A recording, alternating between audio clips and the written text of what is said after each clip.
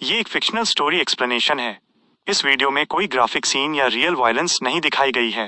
ये सिर्फ educational narration और कमेंट्री के लिए बनाया गया है। Welcome back Lord of the mysteries family. आज हम चैप्टर्स 1121 से 1130 के बीच के गहरे राज डिकोड करेंगे। दोस्तों, हर रोज आपके लिए बेस्ट क्वालिटी कंटेंट लाने में जो मेहनत लगती है वो लफ्जों में बयां नहीं कर सकता। घंटों की रिसर्च और एडिटिंग के बाद जब वीडियो तैयार होती है तो बस एक ही उम्मीद रहती है कि आप लोग इसे देखोगे और सराहोगे। अगर आपको लगता है कि मेरी कोशिश में सच्चाई है तो प्लीज सब्सक्राइब करके मेरा हौसला बढ़ाना। सच कहूं तो ये सब्सक्राइब बटन मेरे लिए सिर्फ एक नंबर नहीं है, ये सबूत है कि मेरी मेहनत आप तक पहुंच रही है।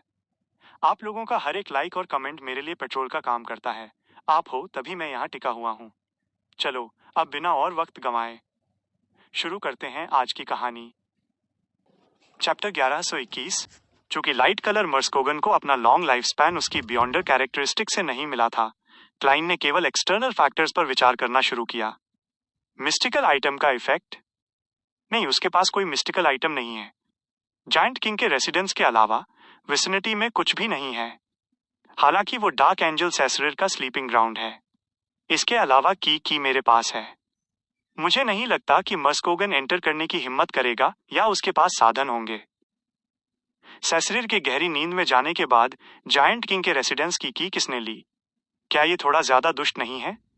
बेशक डीटी की पावर्स के बिना पैलेस एक किंग ऑफ एंजल्स को ट्रैप नहीं कर पाएगा, या शायद जायंट्स के माइग्रेशन के दौरान ये की बहुत पहले नॉर्दर्न कॉन्टिनेंट में ट्रांसपोर्ट कर दी गई थी। सेसरिर ने पैलेस में सोना चुना क्योंकि कुछ गिने चुने एग्जिस्टेंस के अलावा कोई भी दरवाजा नहीं खोल सकता और उसकी नींद को अफेक्ट नहीं कर सकता। क्या वाइस एडमिरल आइसबर्ग की मुझे God of knowledge and wisdom द्वारा एक राउंडअबाउट तरीके से दी गई थी? वो सेसरिर की प्रेजेंट स्टेट जानना चाहते हैं?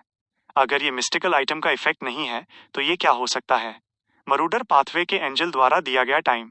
चोरी किए गए इल्यूजरी आइटम्स किसी और को देने की पॉसिबिलिटी को इग्नोर करते हुए इसके लिए एक एंजल या मरूडर पाथवे के ग्रेड 0 सील्ड आर्टिफैक्ट की जरूरत है, और आसपास कोई सिमिलर एग्जिस्टेंस नहीं है। तब मर्स्कोगन को हजारों सालों का लाइफ स्पैन दिया गया था एक बार में। क्या अमोन ऐसा करने में कैपेबल है? साफ तौर पर वो डार्क एंजल सेसरिर की मदद नहीं करेगा।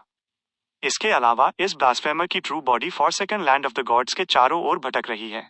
अगर यहाँ मरूडर पाथवे के एंजल्स या ग्रेड 0 सील्ड आर्टिफैक्ट्स होते तो वे बहुत पहले उसका खाना बन गए होते। फेट का साइकिल? लाइट कलर मर्स्कोगन की नेचुरल डेथ के बाद सब कुछ उसके सेसरिर को गार्ड करने के साथ फिर से शुरू होता है। हाँ, ये पॉसिबल है। अगर करंट मर्स्कोगन एक एज्ड स्टेट में है तो ये पूरी तरह समझने योग्य है कि कितना समय बीत चुका है। इसके अलावा क्योंकि इस लूप में समय सदियों को सील करता है, ये अभी तक नोट पर नहीं पहुंचा है। ये नॉर्मल है कि मैं अपनी जल्दबाजी में ग्रे फॉग के ऊपर कोई साइंस डिस्कवर नहीं कर पाया। इसे ध्यान में रखते हुए उसने एंजल ऑफ फेट औरोबोरोस के ट्रेसेस खोजने के लिए जल्दी से अपने सराउंडिंग्स को ऑब्जर्व किया। हालांकि वहां ऐसी कोई रेमनेंट पावर नहीं थी। क्लाइन ने जल्दी से अपनी नजर हटाई और लाइट कलर मर्स्कोगन की कॉलिन इलियड और silver armoured night evil spirit के साथ इंटेंस बैटल को ऑब्जर्व करना जारी रखा। उसके स्पिरिट बॉडी थ्रेड्स नॉर्मल हैं, उसके पहले से ही एक मैरियनेट बनने की पॉसिबिलिटी को एलिमिनेट करते हुए। ट्रू विजन के अंडर उसकी कंडीशन अब नॉर्मल नहीं है। इसका मतलब है कि वो हिस्ट्री से समन किया गया फिगर नहीं है। क्या जायंट किंग्स कोर्ट का डिवाइन किंगडम समय के बीतने या एजिंग को धीमा कर रहा है? पहले वाले को एलिमिनेट किया जा सकता है क्योंकि मेरी स्पिरिचुअलिटी मेरे ऑब्जर्वेशन के लेवल को सपोर्ट करने में ऑलमोस्ट अनेबल है।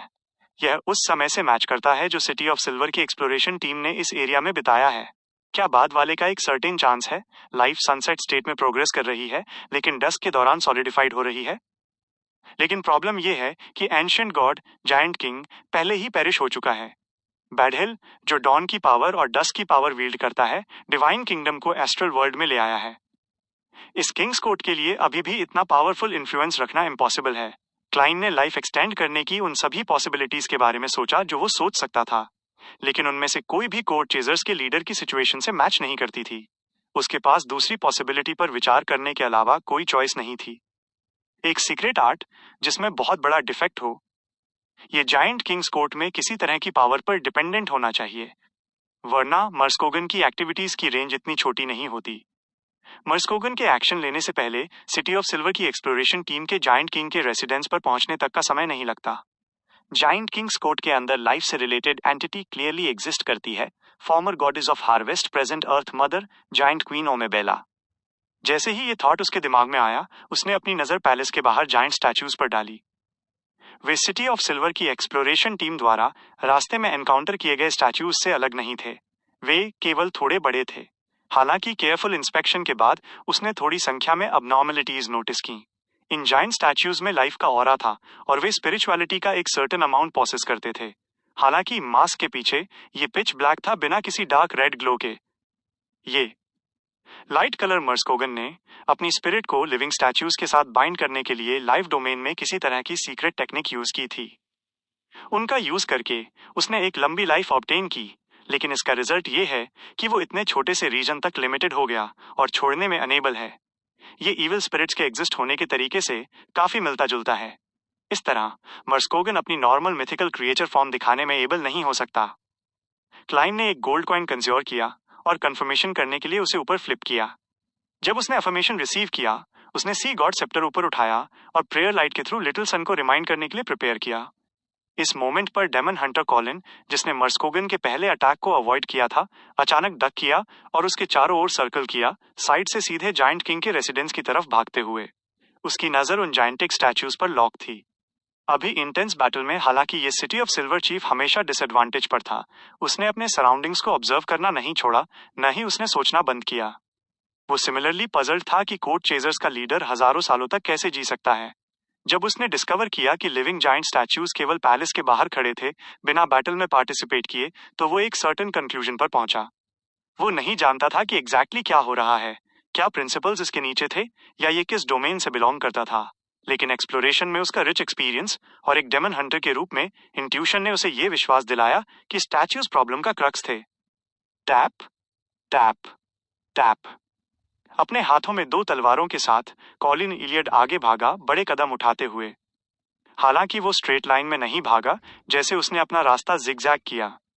ये सीन देखकर लाइट कलर मर्स्कोगन ने एक गुस्से वाली रोर निकाली, जैसे उसने अपने हाथों में ब्रॉडस्वॉर्ड पकड़ी और तेजी से आगे स्लैश किया। उसका रिएक्शन प्रूव करता था कि कॉलिन इलियड का जजमेंट सही था। Bang bang bang. Demon hunter Colin अचानक दूर कूदा और रोल किया, और उसकी ओरिजिनल ट्रेजेक्ट्री के ऊपर सिल्वर लाइट थिन एयर से अपीयर हुई और एक्सप्लोड हुई, एक लॉन्ग स्नेक बनाते हुए। इसने किंग्स कोर्ट के सॉलिड ग्राउंड को पूरी तरह से उठा दिया, एक गहरा चैज़म फाड़ दिया। एक जोरदार थड के साथ लाइट कलर मर्स्कोगन ने एक कदम आगे बढ़ाया। उसकी लगभग 5 मीटर लंबी बॉडी झुकी और उसने अपने हाथ में सिल्वर ब्रॉडस्वॉर्ड को जमीन पर दे मारा। क्लैंग। एरिया वायलेंटली हिल गया, जैसे पिलर्स टूट गए और नीचे ऑरेंज क्लाउड में गिर गए। दोनों बिल्डिंग्स के बीच की जमीन लेयर बाय लेयर एक्सप्लोड हो गई, अनगिनत ग्रेवल को उड़ते हुए भेज दिया। जहां तक डेमन हंटर कॉलिन की बात है, वो समय से पहले ही ऊपर कूद गया था और मिड एयर में था। उसने अपनी तलवारें क्रॉस की, एक इनविजिबल बैरियर क्रिएट करते हुए, जिसने उस मलबे को ब्लॉक कर दिया जो एक तीर जैसा लग रहा था। इस मोमेंट पर मर्स्कोगन, जिसकी पीठ झुकी हुई थी, ने अपना घुटना मोड़ा और अपनी स्ट्रेंथ लगाई।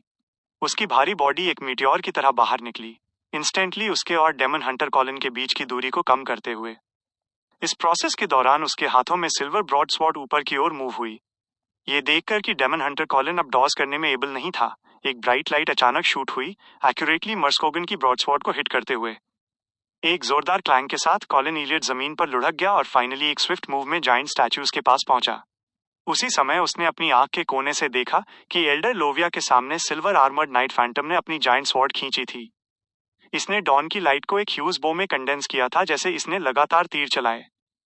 लाइट कलर मर्स्कोगन की सिंगल आंख पहले ही रेड की लेयर से डाई हो चुकी थी। उसने लाइट के तीरों की परवाह नहीं की और उसने उन्हें अपनी बॉडी हिट करने दिया, जैसे उन्होंने क्लैंकिंग साउंड्स प्रोड्यूस की। वो आगे चार्ज करता रहा और अपनी ब्रॉडस्वॉर्ड ब्रांडिश की, जिससे वॉइड के अलग अलग हिस्सों से सिल्वर लाइट अपीयर हुई। उसने giant like demon hunter Colin का पीछा किया, उसे उन जायंट स्टैच्यूज पर अटैक करने से रोकते हुए। अचानक एक तीर जो लस्ट्रस ब्रिलियंसेस से इकट्ठा किया गया था, मर्स्कोगन के पास से गुजरा और चुपचाप उसके वाइजर में गैप को हिट किया।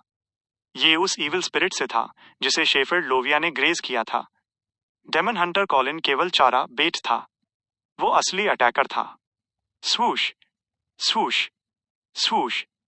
एक के बाद एक तीर उड़ा, लेकिन इस बार वे सभी मर्स्कोगन द्वारा ब्लॉक कर दिए गए।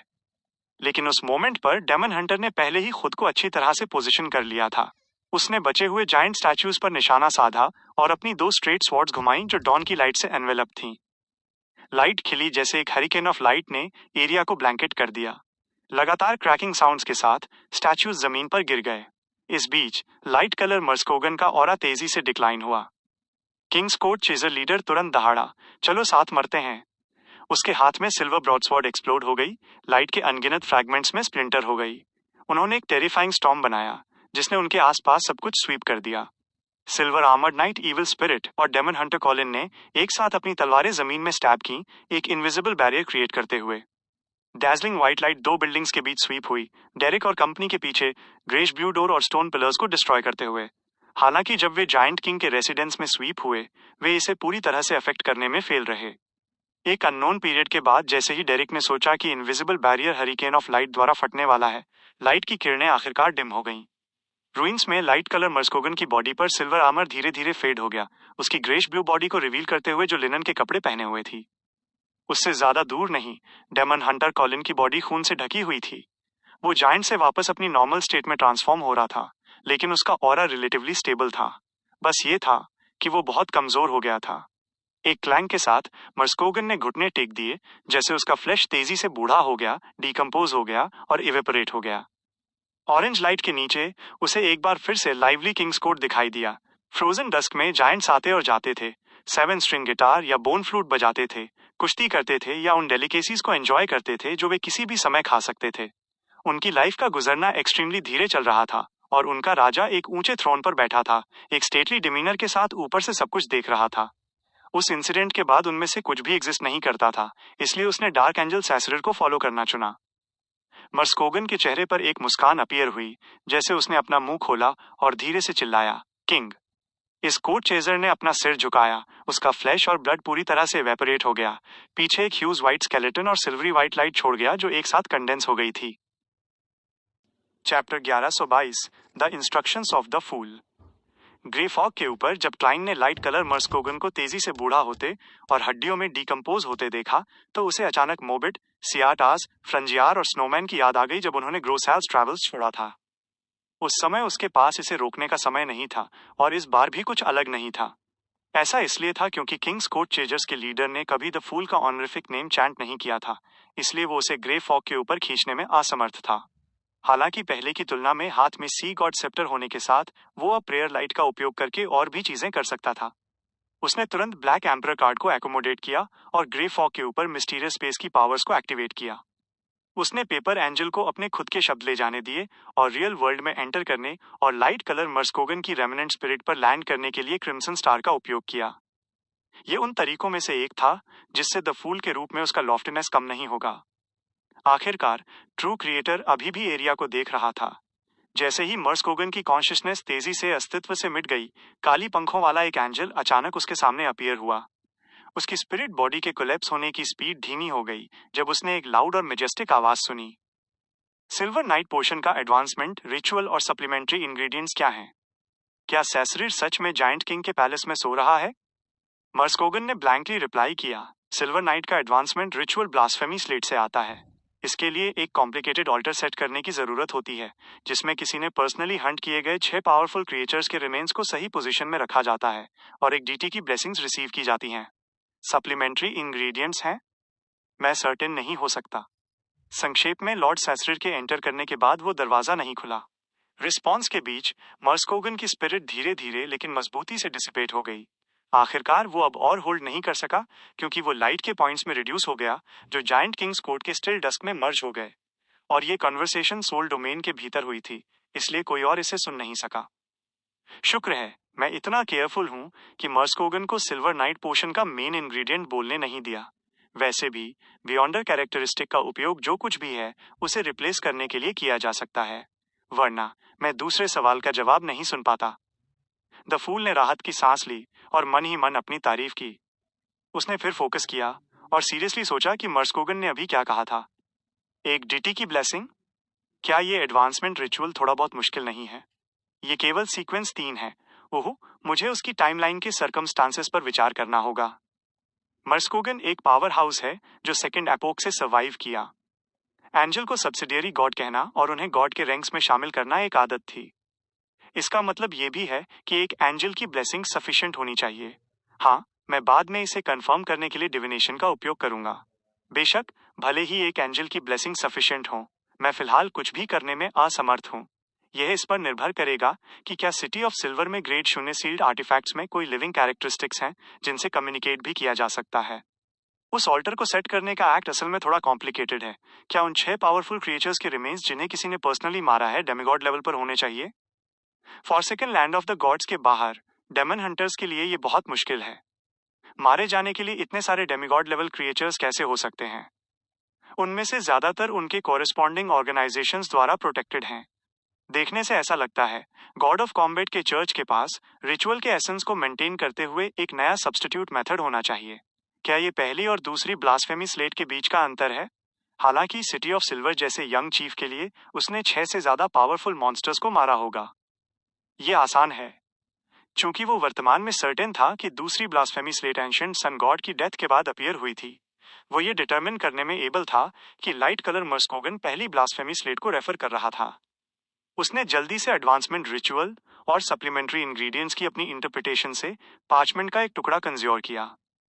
फिर पुखराज स्पिरिट पेंडुलम के साथ एक डिविनेशन किया गया जिससे उसे एक रेवलेशन मिला कि कोई गलती नहीं थी। फिर उसने ये मैसेज द सन को रिप्रेजेंट करने वाले क्रिम्सन स्टार की तरफ फेंक दिया। ये मिस्टर फूल की तरफ से एक गिफ्ट है। ये सब करने के बाद क्लाइन ने एक सेल्फ डेप्रिकेटिंग हंसी दी। उसे इंक्रीजिंगली लगा कि दूसरे सवाल का जवाब रूमिनेट करने लायक था। उसने ये नहीं कहा कि सेसरिर सच में सो रहा था। उसने केवल इतना कहा कि डार्क एंजल के एंटर करने के बाद दरवाजा नहीं खुला था और केवल एक चीज जो नहीं खुली वो दरवाजा था। God of knowledge and wisdom ने मुझे की दी और एडम ने मुझे अनशेडोड क्रूसिफिक्स दिया। क्या ये दरवाजा खोलने के लिए किया गया था ताकि डार्क एंजल की कंडीशन कंफर्म की जा सके? जैसे ही उसके थॉट्स दौड़े उसने अचानक लकी फील किया। फॉर्चुनेटली ट्रू क्रिएटर इसमें बहुत ज्यादा इंटरेस्टेड नहीं था। अगर इस एंटिटी ने अभी अपनी विल नीचे भेजी होती और मर्स्कोगन की डिसिपेटिंग स्पिरिट को इन्फ्लुएंस करने की कोशिश की होती तो वो मौके पर ही द फूल के पेपर एंजल से भिड़ जाता। वो काफी अजीब होता। केवल उस मोमेंट पर डेरिक ने अपनी आंखें खोलने की हिम्मत की। बहुत ज्यादा खून बहने की वजह से उसका चेहरा पीला था। अनशेडोड डोमेन को मेंटेन करने के लिए उसने क्रॉस को उसका काफी सारा खून एब्जॉर्ब करने दिया था। उसने चारों ओर देखा और अनशेडोड क्रूसिफिक्स को अपने सामने रखा जैसे ही उसने सिंसियरली मिस्टर फूल को धन्यवाद दिया। उस मोमेंट पर हेम ने थंडर गॉड्स रोर और अपने हथियार को दूर रखा। उसने अपनी पीठ पर लेदर बैग हटाया और चीफ को फेंकने के लिए कपड़ों का एक सेट ढूंढा। सिटी ऑफ सिल्वर की एक्सप्लोरेशन टीम के लिए जब तक उन्होंने ऐसे कपड़े और आर्मर नहीं पहने थे जो मिस्टिकल आइटम्स थे, ये इनएविटेबल था कि बैटल के दौरान उनके कपड़ों को डैमेज होगा। इसलिए उन्होंने डेफिनेटली समय से पहले कुछ एडिशनल सेट्स प्रिपेयर किए थे। उनके लिए अपनी बॉडीज को कवर करने वाले कपड़ों का पर्पस सेकेंडरी था। सबसे इंपॉर्टेंट चीज मटेरियल्स, ऑइंटमेंट्स और चार्म स्टोर करने के लिए स्पेस छोड़ना था। कॉलिन इलियड ने विजिलेंटली चारों ओर देखा लेकिन उसे कुछ भी अनयूजुअल नहीं मिला। उसने जल्दी से अपने कपड़े पहने और उन छोटी मेटल बोतलों में से एक को ढूंढा जो बैटल के दौरान पूरी जमीन पर गिर गई थीं। उसने ढक्कन हटाया और उसे गटक लिया। उसका चेहरा थोड़ा हरा हो गया जैसे कि उसे जहर दिया गया हो। हालांकि उसके घाव और डिक्लाइन के साइंस सुधर रहे थे। जहां तक लोविया की बात है, वो अब सिल्वर आर्मर्ड नाइट की ग्रेजिंग को मेंटेन करने में एबल नहीं थी और उसने इसे वापस अपनी बॉडी के अंदर रख दिया। जब तक मर्स्कोगन की बियॉन्डर कैरेक्टरिस्टिक एक सिल्वरी व्हाइट लस्टर में कंडेंस हुई जो एक मिनिएचर सन या हार्ट जैसा लग रहा था, इसे डेमन हंटर कॉलिन द्वारा दूर रख दिया गया था। इस शेफर्ड एल्डर ने अपनी ग्रे आंखों से पास के पैलेस को देखा और कहा, चीफ, समुद्र का रास्ता वहां बहुत अच्छी तरह से छिपा हो सकता है।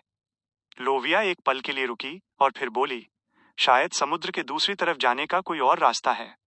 जैसे ही कॉलिन इलियड ने डेरिक, हेम और अन्य लोगों को बैटलफील्ड साफ करते, आइटम्स उठाते और एंटियोना की म्यूटिलेटेड कॉर्पस के साथ डील करते देखा, उसने अपना सिर हिलाया और कहा, डार्क एंजल अंदर सो रहा है और वो डेफिनेटली एक किंग ऑफ एंजल्स है जिसका हम वर्तमान में विरोध करने में असमर्थ हैं। उसका सामना करना भी बहुत मुश्किल होगा। चलो पहले वापस चलते हैं और सबको इन्फॉर्म करते हैं कि हमने जायंट किंग के पैलेस में एंट्री के लिए प्रिपरेशन करने से पहले समुद्र देख लिया है। लोविया के सिल्वर ग्रे बाल थोड़ा फड़फड़ाए क्योंकि उसने एक सोलम एक्सप्रेशन पहना था। लेकिन हम कुछ नहीं जानते। हम कोई टारगेटेड प्रिपरेशन नहीं कर सकते। ये कहने के बाद वो 2 सेकंड के लिए चुप हो गई और फिर बोली, मेरा एक सुझाव है। तुम, डेरिक, हेम और बाकी लोग पहले वापस जा सकते हो। मैं पीछे रहूंगी और यूजफुल इंफॉर्मेशन इकट्ठा करने के लिए पैलेस में एंटर करने का अटेम्प्ट करूंगी। मैं शैडोज में फ्यूज हो सकती हूँ और शायद उस डार्क एंजल को डिस्टर्ब न करूँ। अगर मैं वापस नहीं आती तो इसका मतलब है कि अंदर का खतरा हमारी हैंडल करने की लिमिट से एक्सीड कर गया है। जब लोविया ने मेंशन किया कि वो मर सकती है तो उसका एक्सप्रेशन बिल्कुल नहीं बदला, जैसे कि वो लंबे समय से प्रिपेयर्ड थी। कॉलिन ने चुपचाप सुना और उसे कुछ सेकंड्स के लिए घूरा। नहीं, हम ऐसे रिस्क्स नहीं उठा सकते। अगर तुम डार्क एंजल को जगाती हो तो वो जायंट किंग्स कोर्ट छोड़ सकता है और सिटी ऑफ सिल्वर पर अटैक कर सकता है, लेकिन हम डेफिनेटली उसका विरोध करने में एबल नहीं होंगे। लोविया के रिप्लाई का इंतजार किए बिना कॉलिन इलियड ने अपना सिर घुमाया और अन्य 3 मेंबर्स को देखा। डेरिक, तुम्हारी क्या राय है? मेरी राय? डेरिक थोड़ा लॉस में था। उसने लगभग सवाल वापस उगल दिया। हेम और दूसरा डॉन पैलेडिन भी उतना ही शॉक थे। ऐसा इसलिए था क्योंकि ये 6 मेंबर काउंसिल के बीच एक इंटरनल कॉन्फ्लिक्ट था। कॉलिन इलियड ने असल में डेरिक बर्ग की राय पूछी थी। क्या ऐसा हो सकता है कि चीफ डेरिक को 6 मेंबर काउंसिल के अगले एल्डर के रूप में नर्चर कर रहे हैं? एक्सप्लोरेशन टीम के 2 मेंबर्स ने अपने टीममेट्स को थॉटफुली देखा। क्या ये मुझसे मेरी राय मांग रहा है? ग्रे फॉग के ऊपर द फूल क्लाइन थोड़ा फ्रॉन हुआ। उसका दिमाग तुरंत तेजी से मंथन करने लगा। मेरे पास क्या विचार हो सकते हैं? अगर वे दरवाजा खोलते और सेसरिर को जगाते तो मैं उनमें से किसी को भी बचाने में एबल नहीं होता। मैं जो कुछ भी कर सकता हूँ वो ये है कि उन्हें ट्रू क्रिएटर की मदद मांगने के लिए कहूँ। चलो इंतजार करते हैं जब तक कि मैं एक्सप्लोरेशन शुरू करने से पहले रेड एंजल, इविल स्पिरिट और अन्य रिलेटेड एग्जिस्टेंस से डार्क एंजल के रिगार्डिंग सिचुएशन का पता नहीं लगा लेता। मुझे अभी के लिए ड्रैगन ऑफ विजडम और एडम के थॉट्स के बारे में चिंता करने की जरूरत नहीं है। चाहे कुछ भी हो, ऐसे समय में काम और कॉशियस रहना चुनने में कुछ भी गलत नहीं है।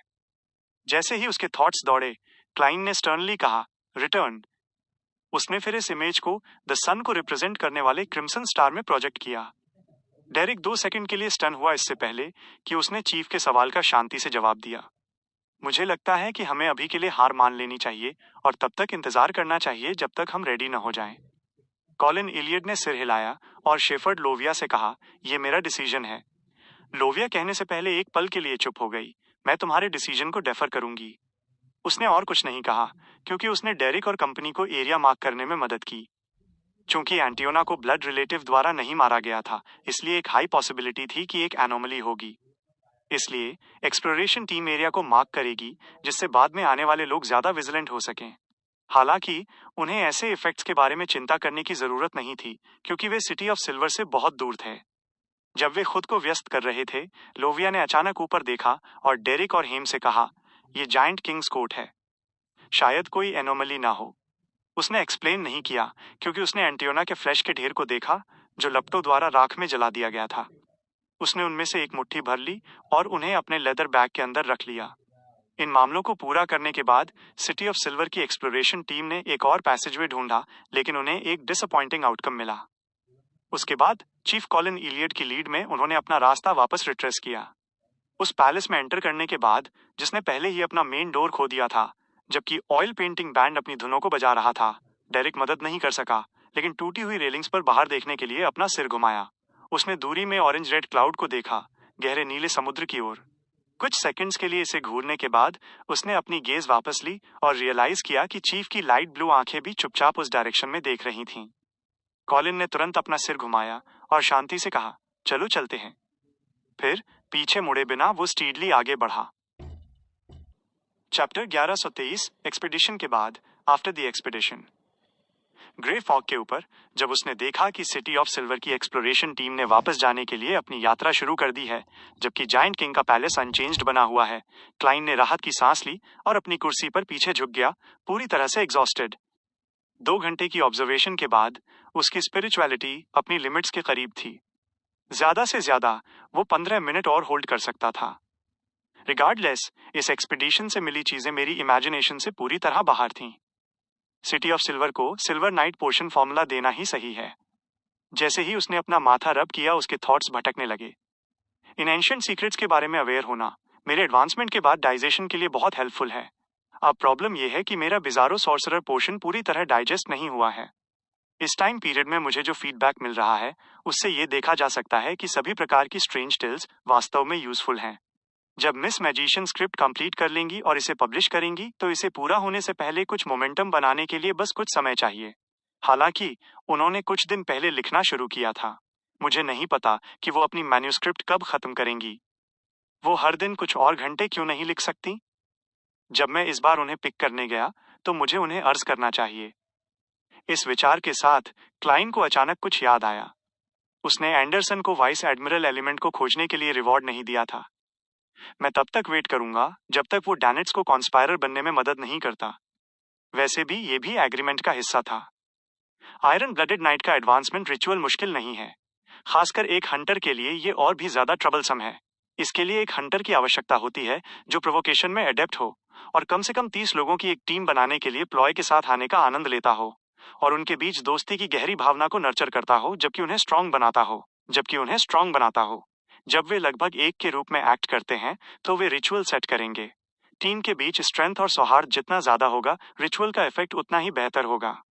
ये देखते हुए कि सिटी ऑफ सिल्वर की एक्सप्लोरेशन टीम बिना किसी एक्सीडेंट के ऑर्डरली मैनर में लौट रही थी, उसने फाइनली राहत महसूस की।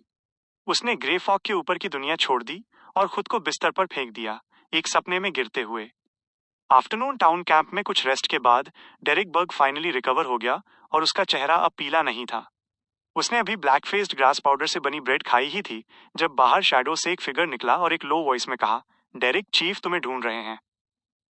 डेरिक सबकॉन्शियसली खड़ा हो गया। Thank you. वो ओरिजिनली चीफ को खोजने और सिल्वर नाइट पोशन फॉर्मूला सौंपने के लिए तैयार था। मैसेंजर को शैडोज में रिट्रीट करते देखने के बाद वो कमरे से बाहर निकला और उस क्लियरिंग में पहुंचा जहां बोनफायर जल रही थी। एक नजर में डेरिक ने कई मेंबर्स को देखा जिन्होंने एक्सपीडिशन में पार्टिसिपेट नहीं किया था। वे 2 या 3 के ग्रुप्स में इकट्ठा हुए थे। वे एक्साइटेड होकर कुछ डिस्कस कर रहे थे। वे पहले से जानते थे कि जायंट किंग्स कोर्ट से समुद्र देखा जा सकता है।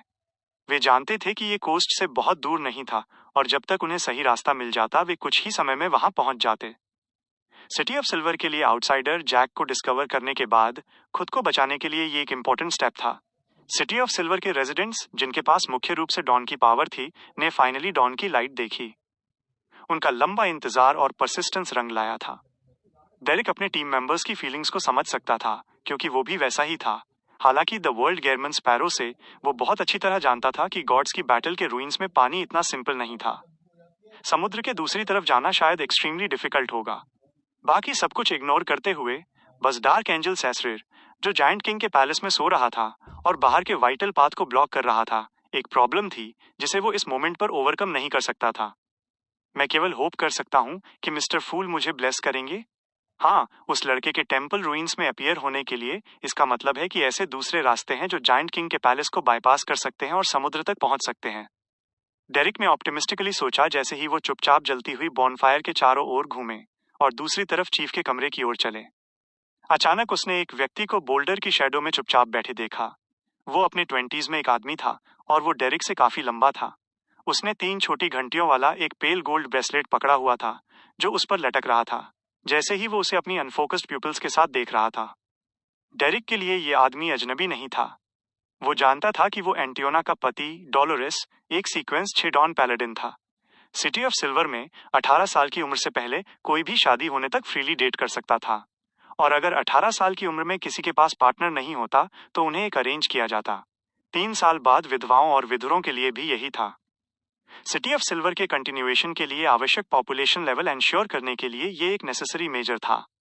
ऐसा लगता था जैसे ये ह्यूमन राइट्स के खिलाफ था, लेकिन डार्क लैंड्स में पूरे शहर के कंटिन्यूएशन के लिए ये केवल इसी तरह किया जा सकता था।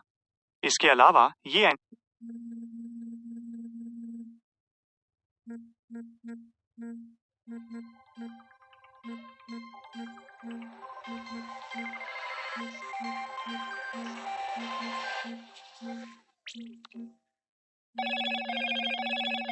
Hello, Moto.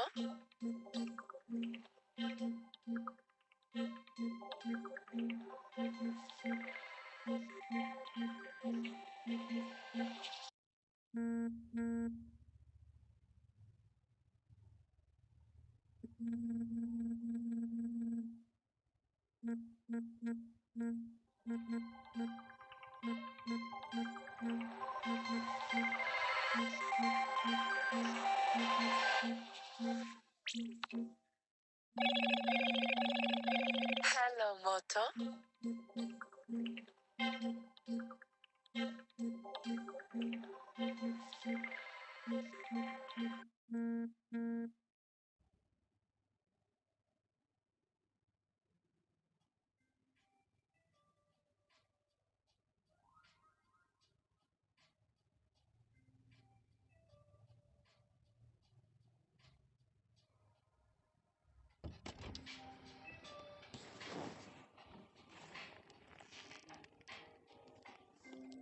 इंश्योर कर सकता था कि हर किसी के पास एक सर्टेन नंबर के क्लोज रिलेटिव्स हों, उनकी डेथ के बाद एक टेरिफाइंग इविल स्पिरिट में म्यूटेट होने की पॉसिबिलिटी को रोकते हुए। जहां तक डोलोरेस और एंटियोना की बात है, वे पड़ोसी थे जो एक ही गली में रहते थे। वे एक दूसरे को तब से जानते थे जब वे छोटे थे और एक दूसरे के प्रति अच्छा इंप्रेशन रखते थे।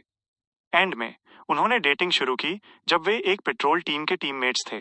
समय के साथ वे पति पत्नी बन गए और उनका गहरा प्यार भरा रिश्ता था। उनके छोटे बच्चे को देखते हुए कॉलिन इलियड ने जानबूझकर जायंट किंग्स कोर्ट के एक्सपीडिशन के दौरान उनमें से एक को पीछे छोड़ दिया था। एक तरफ डेरिक को लगा कि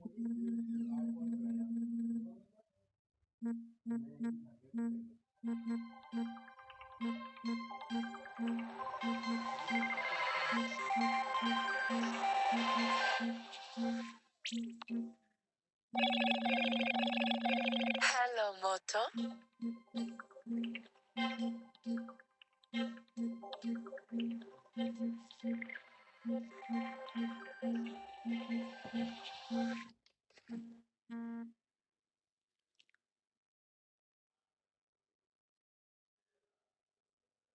चीफ के अरेंजमेंट में कुछ भी गलत नहीं था, और दूसरी तरफ उसे डोलोरेस के एक्ट करने के तरीके की वजह से सोरो का एक स्ट्रॉन्ग सेंस महसूस हुआ। ऐसा लग रहा था जैसे वो उस स्टेट में लौट आया था जब उसे अपने माता पिता को खुद चाकू मारकर मारना पड़ा था। एक्सपीडिशन की शुरुआत से अंत तक इसमें केवल आधे दिन का समय लगा। हालांकि डोलोरेस के लिए इसका मतलब था कि सब कुछ बदल गया था। एक पल की खामोशी के बाद डेरिक ने अपनी नजर वापस ली और आगे बढ़ना जारी रखा, सबकॉन्शियसली कुछ भारी कदम उठाते हुए। साथ ही उसने एक अफवाह के बारे में सोचा। एक्सपीडिशन टीम ने समुद्र देखा था और सिटी ऑफ सिल्वर को उम्मीद दी थी, लेकिन जब वे वापस आए तो कोई भी खुश नहीं था। जल्द ही वो चीफ के रेजिडेंस पर पहुंचा। दरवाजे पर 2 गार्ड्स ने उसे रोकने की कोशिश नहीं की और उसे सीधे पास होने दिया। उसने कुछ कदम उठाए और अपनी डेस्टिनेशन पर पहुंच गया। उसने अपना हाथ उठाया और चीफ के दरवाजे पर नॉक किया। अंदर आ जाओ, कॉलिन इलियड ने शांति से कहा। डेरिक ने दरवाजा धक्का देकर खोला और एंटर किया।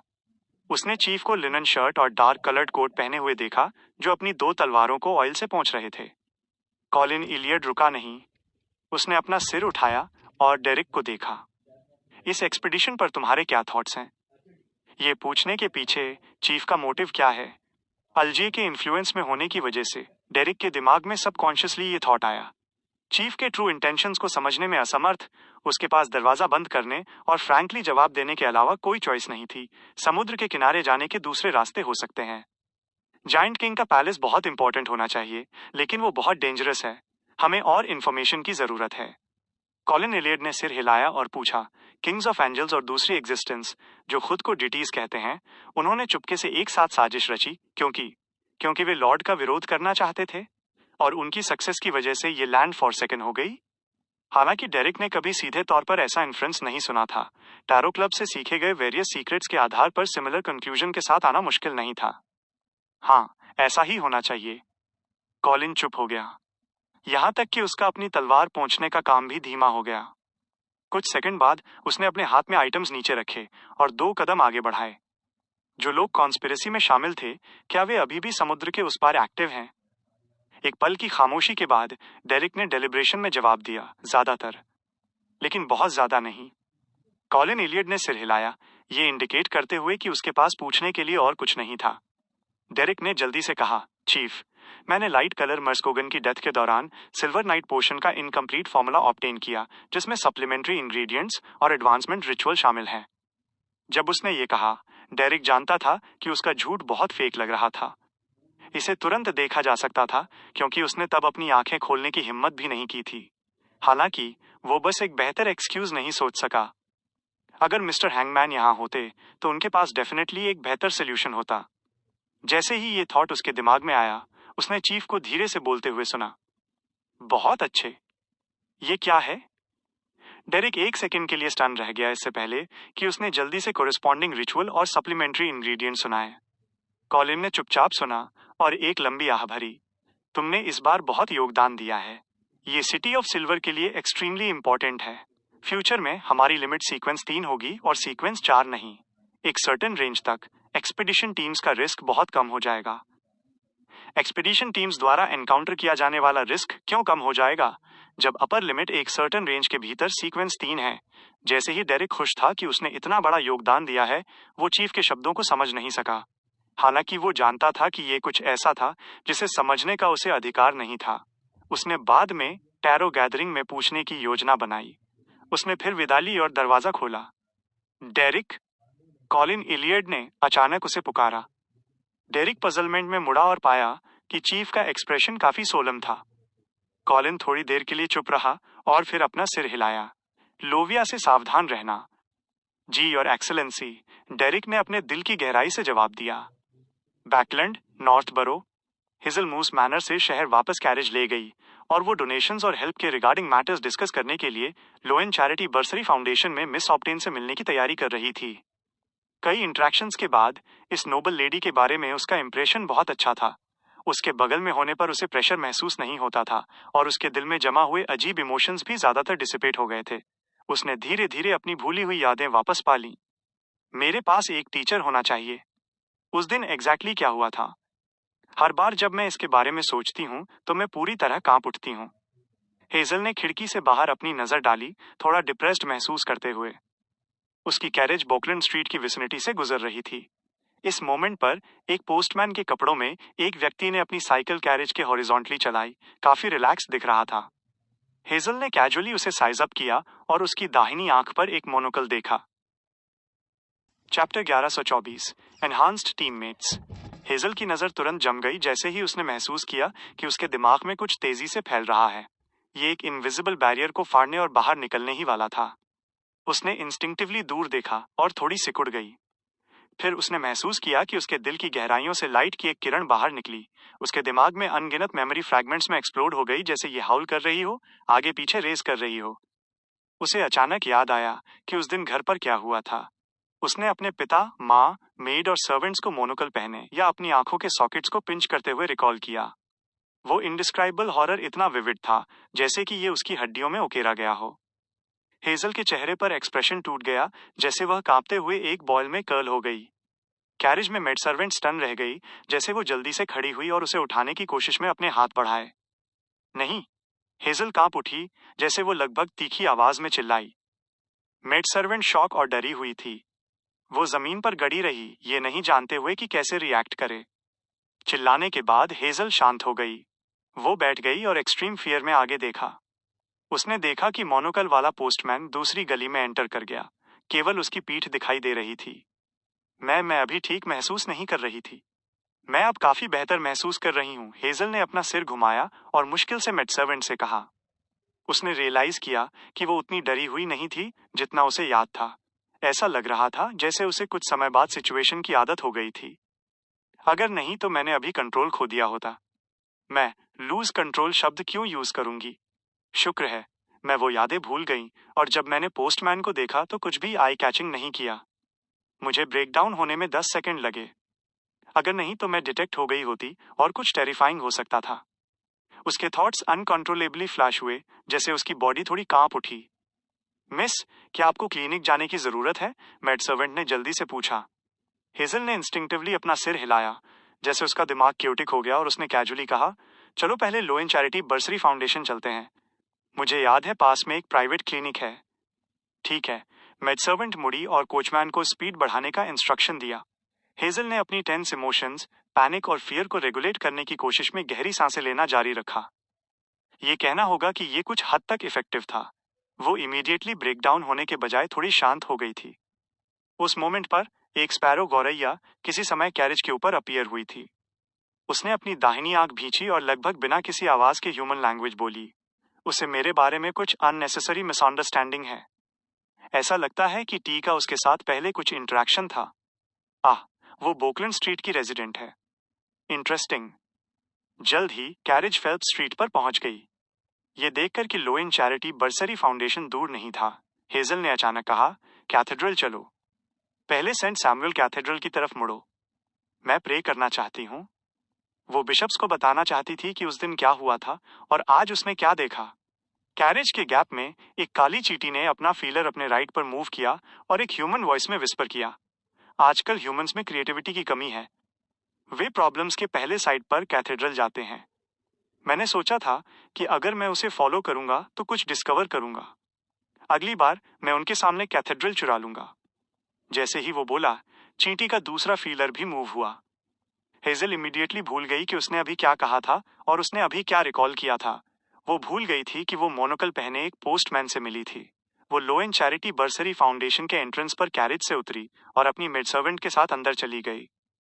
क्लियरली उसकी मेड सर्वेंट और उसके ड्राइवर को पिछला ऑर्डर याद नहीं था। लोएन चैरिटी बर्सरी फाउंडेशन में ऑद्रे ने हेजल का वेलकम किया और अपनी नई दोस्त को फ्रंट लाइंस पर घायल सैनिकों की मदद करने के लिए जरूरी एक्टिविटीज में ले आई।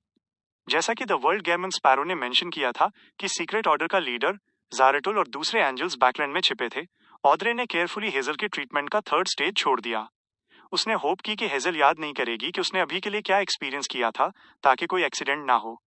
उसका करंट प्लान खुद को चैरिटी वर्क में बिजी रखना था, दूसरों की मदद करना, ताकि हेजल धीरे धीरे ब्राइटन अप हो सके और साइकोलॉजिकल ट्रॉमा को विदस्टैंड करने की अपनी एबिलिटी को स्ट्रेंथन कर सके।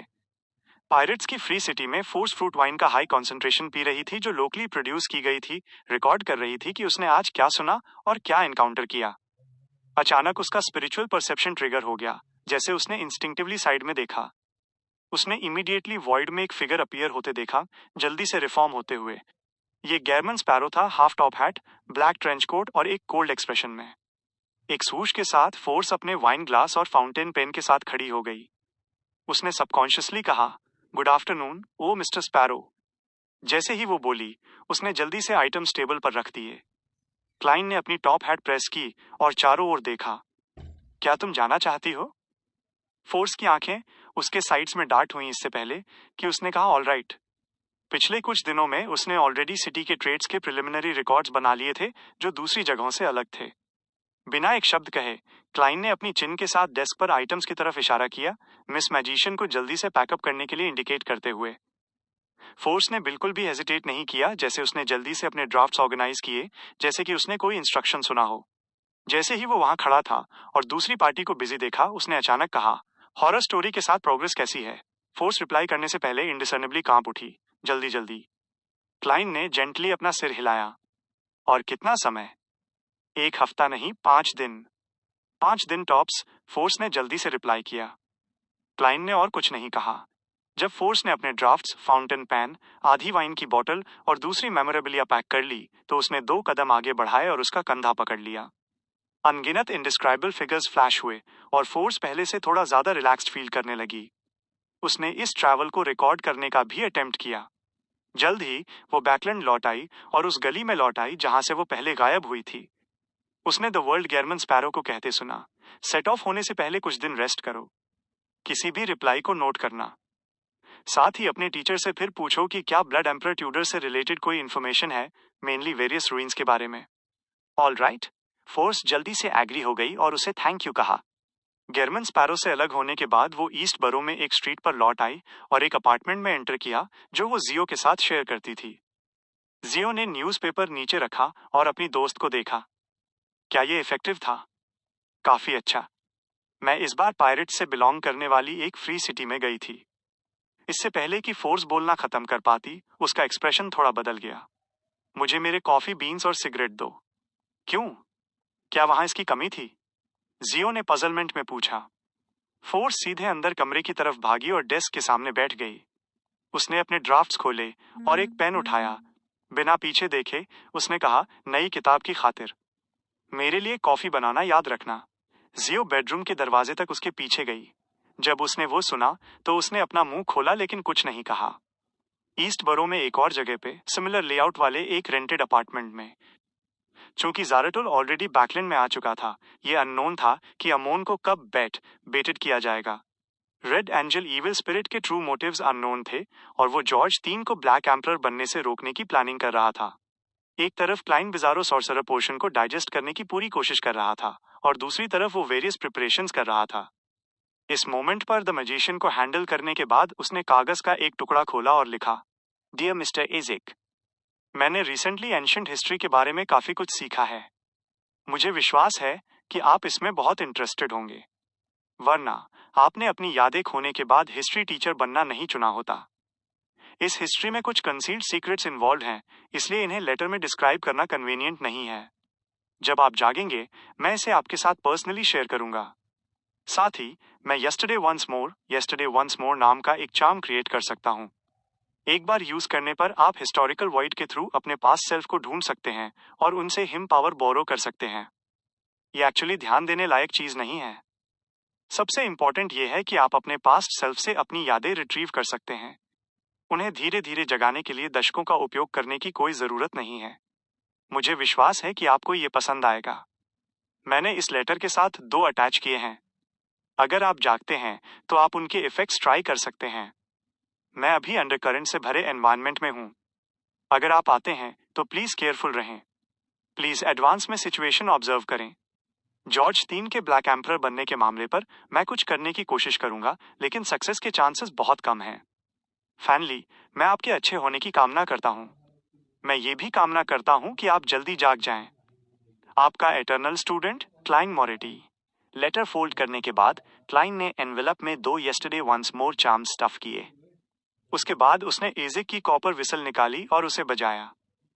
ह्यूज स्केलेटन मैसेंजर इमीडिएटली फर्श से उभरा और क्लाइन से कम हाइट पर अपने सिर के साथ लेटर रिसीव किया। क्लाइन ने थोड़ा सिर हिलाया और देखा कि मैसेंजर गायब होने से पहले हड्डियों में डिसइंटीग्रेट हो गया। ये सब करने के बाद उसने अपने वॉलेट से विल ओसेप्टिन का पेपर क्रेन निकालने के लिए 2 उंगलियों का यूज किया। उसने पेंसिल से उस पर लिखा, मुझे आपसे कुछ पूछना है। उसने पेपर क्रेन को अपने तकिए के नीचे रखा और उस पर लेट गया। कॉगिटेशन की मदद से वो गहरी नींद में चला गया। पिच ब्लैक शार्प टावर की गहराइयों में क्लाइन एक बार फिर विल ओसेप्टिन से मिला, जो एक ब्लैक बेबी प्राम में बैठा था। दूसरी पार्टी के बोलने का इंतजार किए बिना उसने सीधे पूछा, क्या आप जानते हैं कि यूनिकनेस को एकोमोडेट करने के लिए जरूरी मेथड कौन प्रोवाइड कर सकता है? क्या कीमत लगेगी? अगर कीमत बहुत ज्यादा है तो रहने दो। क्लाइन ने मन ही मन जोड़ा। विल ओसेप्टिन, जो अपना अंगूठा चूस रहा था, हैरान रह गया। आप डाई ऑफ प्रोबेबिलिटी को एकोमोडेट करने में मेरी मदद करना चाहते हैं? क्लाइन ने सीरियसली सिर हिलाया और कहा, रिगार्डलेस कि ये सक्सेस हो या नहीं, हमें अपनी पूरी कोशिश करनी चाहिए। जैसे ही उसने बोलना खत्म किया, विल ओसेप्टिन के गालों पर आंसू लुढ़क गए। मोटा बेबी ने अपने हाथ साइड में पटके और दुख से रोया। वो विम्पर किया और कहा, यह बेकार है, बहुत देर हो चुकी है, मैंने ऑलरेडी रिबूट कर लिया है और मुझे यूनिकनेस को एकोमोडेट करने से पहले बढ़ने में कम से कम 22 साल बिताने होंगे। आपने ये पहले क्यों नहीं कहा? मैं सचमुच अनलकी हूं। ये पक्का वो सिली स्नेक ओरोबोरोस होगा जिसने मेरा बहुत सारा लक ले लिया। Chapter 1125 opportunity. विल ओसेप्टिन की रोटी हुई शिकायतों को सुनते हुए क्लाइन को समझ नहीं आया कि कैसे रिएक्ट करे। वो बस एक्सप्रेशनलेस बना रह सकता था। सिल्वर सिल्क में लिपटे हुए बच्चे के शांत होने के बाद उसने पजलमेंट में पूछो, भले ही मैंने ये पहले कहा होता तो भी ये बेकार है। जब मैं तुमसे मिला तुम पहले हाई रिबूट कर चुके द। नहीं, मैं यूएस समय अभी भी विल ओसेप्टिन था। मेरे पास लास्ट नेम के रूप में सीरियस नहीं था, मैंने बहुत समय पहले रिबूट किया था। मोटा बेबी ने अपने आंसू पोंछे और कहा, मैं अभी भी एडल्ट बनने से काफी दूर हूं। जब तक मैं एक सर्टेन रिस्क लेने को तैयार हूं, इसे अकोमोडेट करना इम्पॉसिबल नहीं है।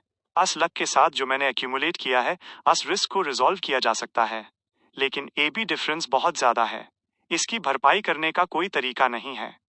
एक विचार के साथ क्लाइन ने कुछ डिलिबरेशन के बाद कहा, शायद तुम मरॉडर पाथवे से कोई एंजल ढूंढ सकते हो जो तुमसे टाइम स्टील कर ले, जिससे तुम तेजी से बड़े हो सको। विल ओसेप्टिन अभी भी चोक हो रहा था जैसे उसने अपना सिर हिलाया और कहा, यह बेकार है। उनके लिए मेरे चाइल्डहुड और टीनेज ईयर्स को एक्यूरेटली चुराना इम्पॉसिबल है। अगर ये सिर्फ टाइम का मैटर है तो ये मुझे बढ़ने नहीं देगा। ये केवल यूएस एज को कम करेगा जहां तक मेन ओरिजिनली जी सकता हूं। जब समय आएगा, विल ओसेप्टिन सीरियस समय से पहले मर जाएगा। जून 1350 में पैदा होकर और अक्टूबर 1350 में मर जाएगा, 4 महीने की पकी हुई बुढ़ापे की उम्र के लिए। लेकिन मैंने टाइम की चोरी की वजह से तेजी से एजिंग के केसेस देखे हैं। क्लाइन ने रिकॉल किया कि उसने एमोन के मौजोलियम में क्या देखा था। मोटा बेबी ने अभी भी अपना सिर हिलाया।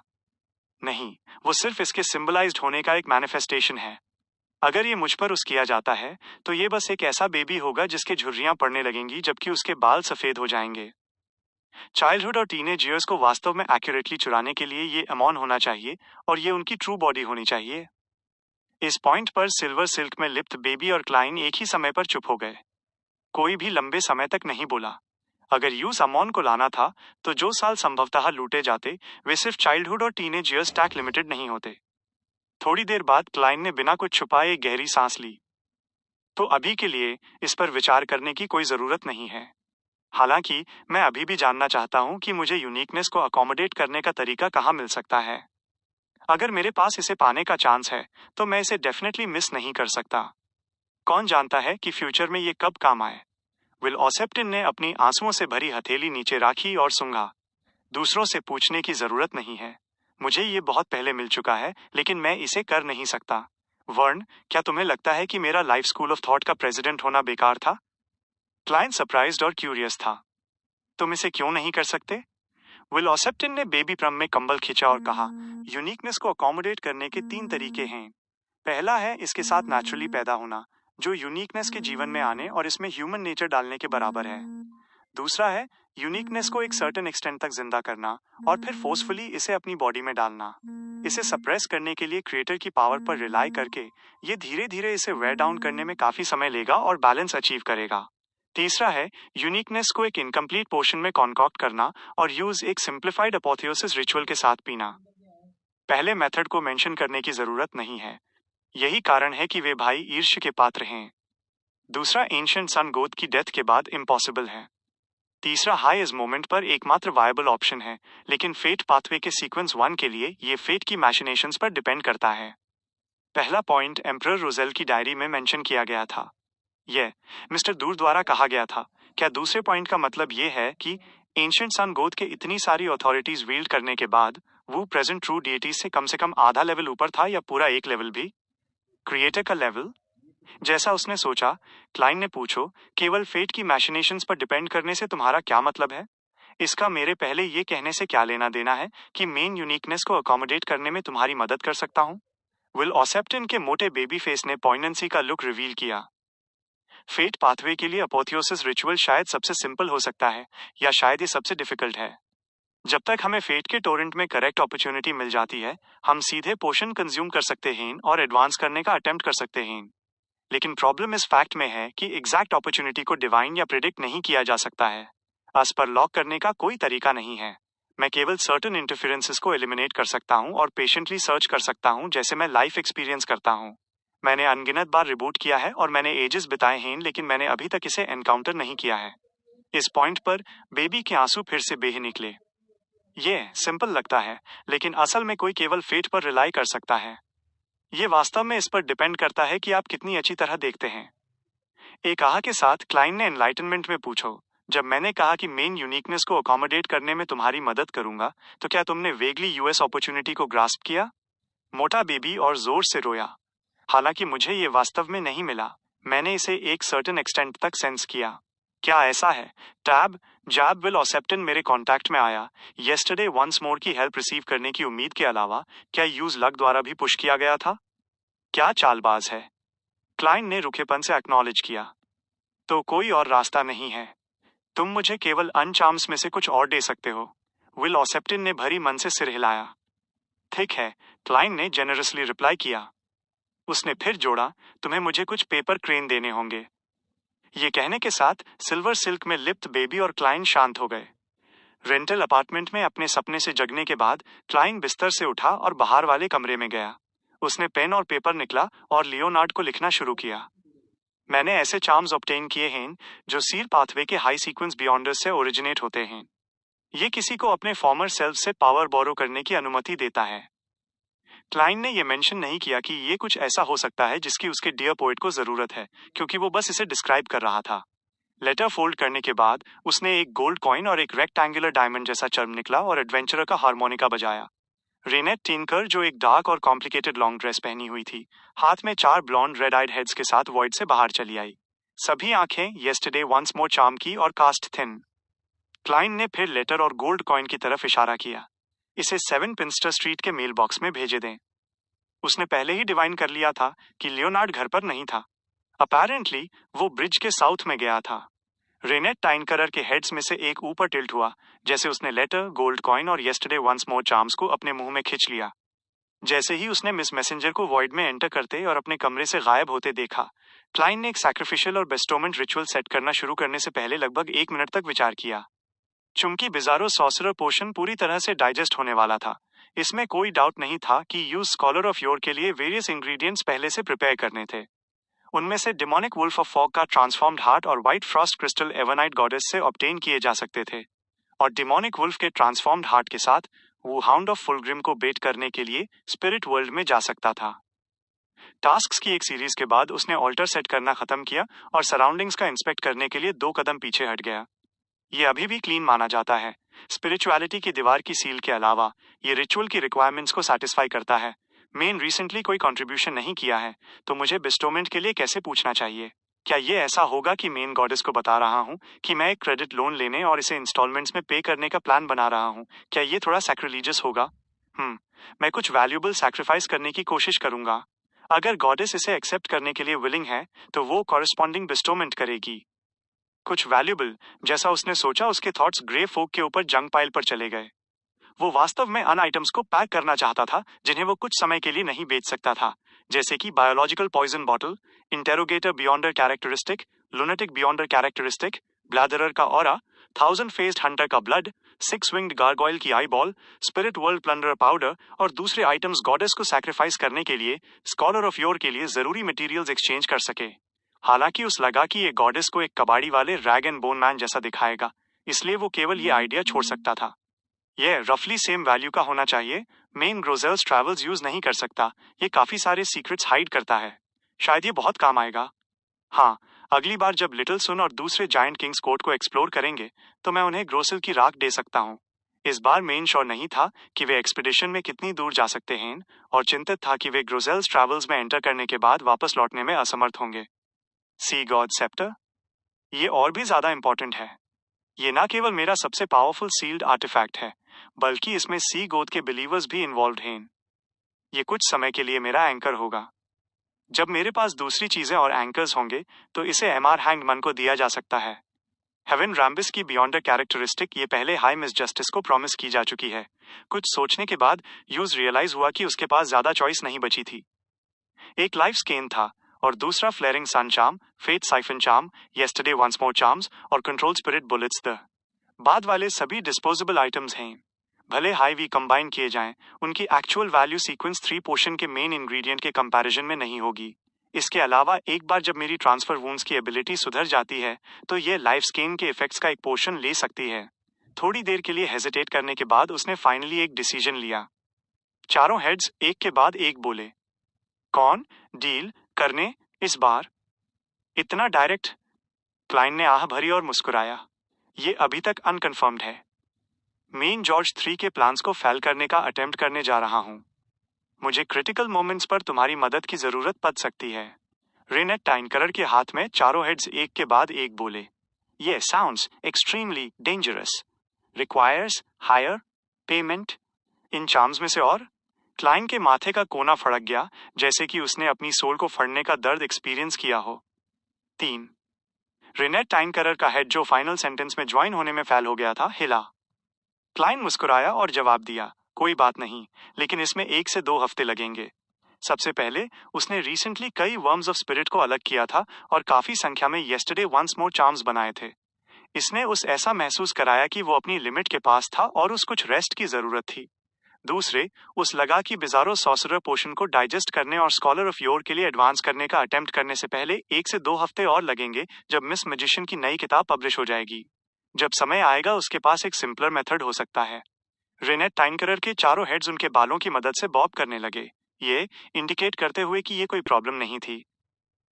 Chapter 1126 unexpected. अनएक्सपेक्टेड।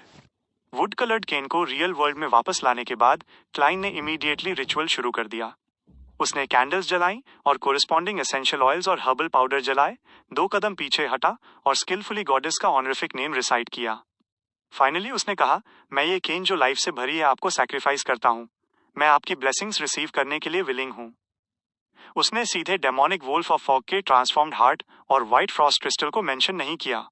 ये एक इक्विवेलेंट एक्सचेंज करने के बराबर था, ना कि सैक्रिफिशियल आइटम्स ऑफर करना और बेस्टोमेंट के लिए प्रे करना। रिचुअल के दूसरे एस्पेक्ट्स में बहुत ज्यादा मेटिकुलस होने की जरूरत नहीं थी, लेकिन ये फंडामेंटल लेवल पर उसका एटीट्यूड दिखाने का मामला था। उसे लगा कि उसे केयरफुल रहने की जरूरत है।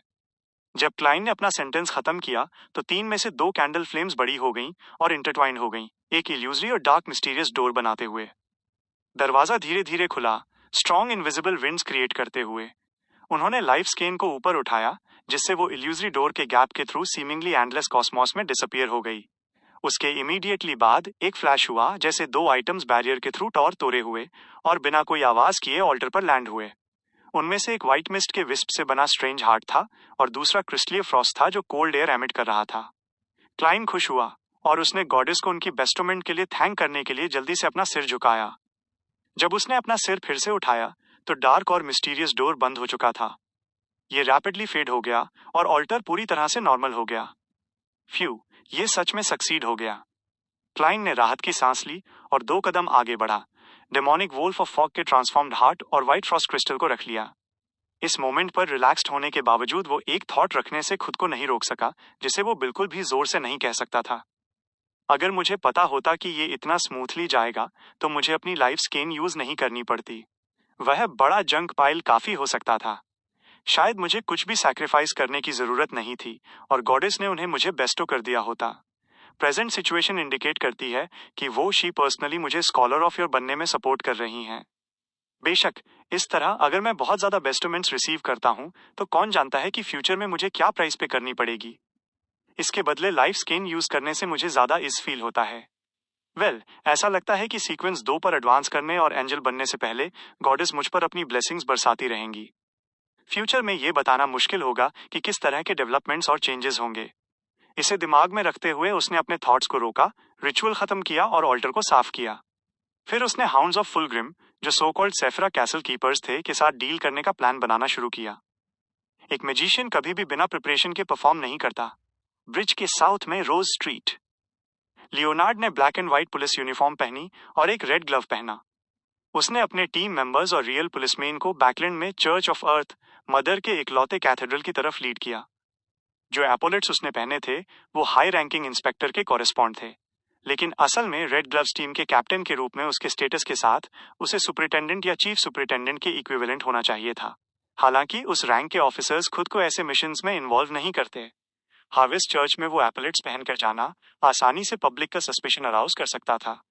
डोर से पास होने के बाद लियोनार्ड ने एरिया स्कैन किया और रियलाइज किया कि ये खाली था। वहां सिर्फ 2 फिगर्स थे। एक फ्रंट प्यू में बैठा था, प्रेइंग पर फोकस्ड। दूसरा प्रीस्ट रोब्स में ड्रेस्ड हैंडसम मैन था। उसके काले बाल और लाल आंखें थीं। Emlyn white.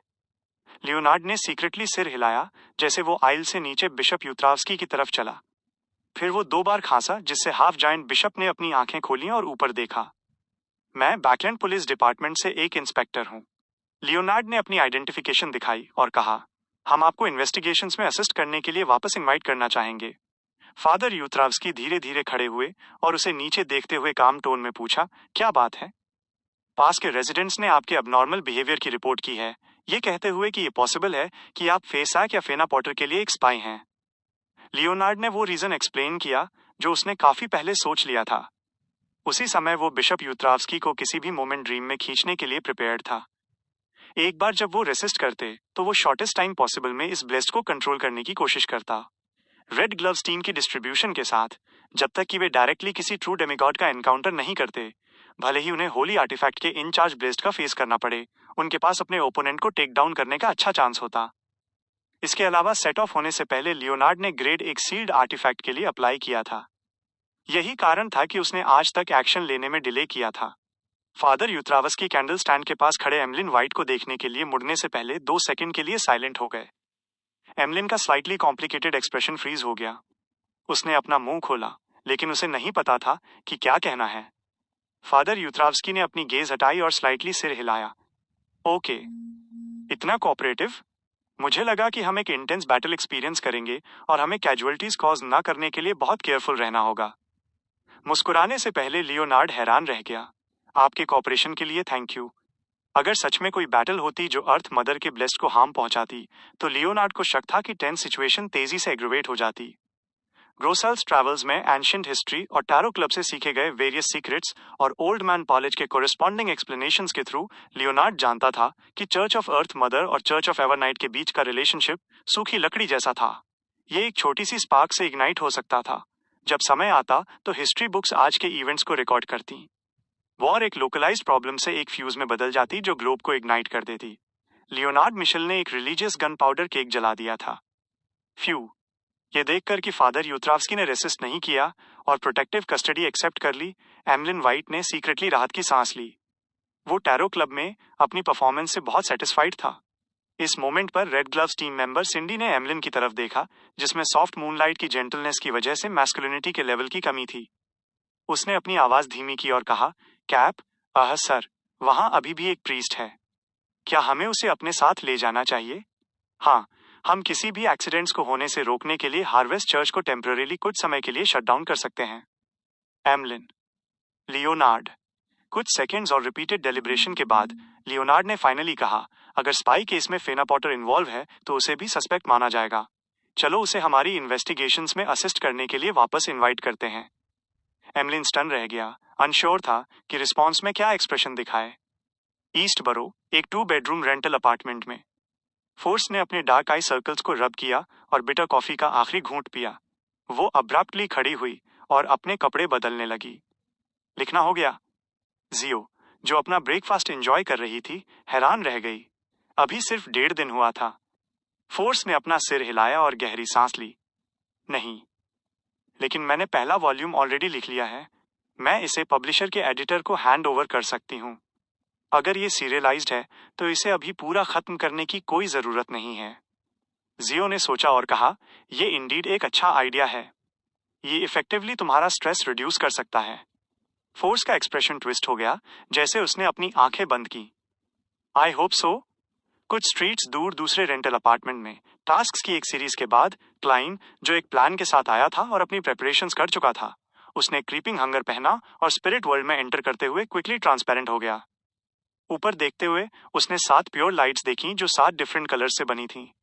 उसने अपने 2 मैरिनेट्स के आर्म्स छोड़ दिए और एक बॉक्स बाहर निकाला। उसने इसके चारों ओर से वॉल ऑफ स्पिरिचुअलिटी हटा दी, जिससे डेमोनिक वोल्फ ऑफ फॉग के ट्रांसफॉर्म्ड हार्ट का ऑरा उसमें से एमिनेट होने लगा। फिर उसने एनोनी को खींचा, जबकि एनोनी ने कोनास को खींचा। एक साथ वे तीनों रैपिडली स्पिरिट वर्ल्ड में गहराई तक टेलीपोर्ट हो गए। रास्ते में सभी तरह के स्ट्रेंज स्पिरिट वर्ल्ड क्रिएचर्स उनके पास से गुजरे, जैसे हेल को डिपिक्ट करने वाली ऑयल पेंटिंग्स हों। एक अननोन पीरियड ऑफ टाइम के बाद डेंजर के लिए क्लाइन का प्रीमोनिशन सडनली स्टीर हुआ, जैसे उसके दिमाग में एक सीन क्विकली अपीयर हुआ। लाल, काला, सफेद, नीला और दूसरे कलर्स सैचुरेटेड और ओवरलैप हुए, जैसे एक स्लेंडर फिगर अचानक अपीयर हुआ। ये एक हाउंड जैसा दिखता था। इसकी पूरी बॉडी काले छोटे फर से कवर्ड थी और इसके आई सॉकेट्स डार्क रेड जलती हुई फ्लेम्स की 2 बॉल्स थीं। इसके मुंह के एंड्स इसके सिर के पीछे तक एक्सटेंडेड थे। ये क्लियरली वहां अपनी कॉर्पोरल फॉर्म में एग्जिस्ट करता था, लेकिन ये एक इल्यूजरी फीलिंग देता था जो सरियल महसूस होती थी। Hound of फुलग्रिम। क्लाइन तुरंत मुड़ा और उसका सामना किया।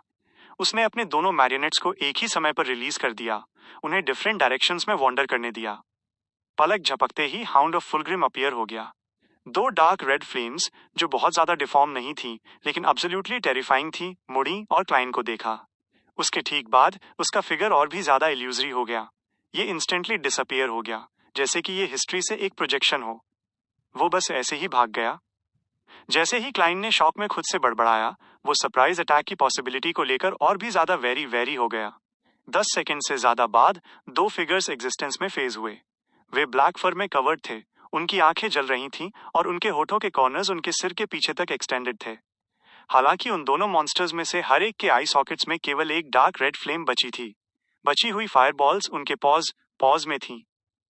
क्लाइन के रिएक्ट करने का इंतजार किए बिना दोनों हाउंड्स ऑफ फुलग्रिम स्पिरिट वर्ल्ड के वॉइड में लेट गए और अपनी पूंछ हिलाई। उन्होंने अपनी पूंछ हिलाई। क्लाइन का मुंह खुला रह गया, ये सोचते हुए कि क्या वो सपना देख रहा है। Chapter 1127, Sephira castle, Sifira castle. जब हाउंड्स ऑफ फुलग्रिम से 2 जलते हुए डार्क रेड फायरबॉल्स उड़कर उसके सामने लैंड हुए, तभी क्लाइन को होश आया। उसने पजल्ड और रिलैक्स्ड फील किया।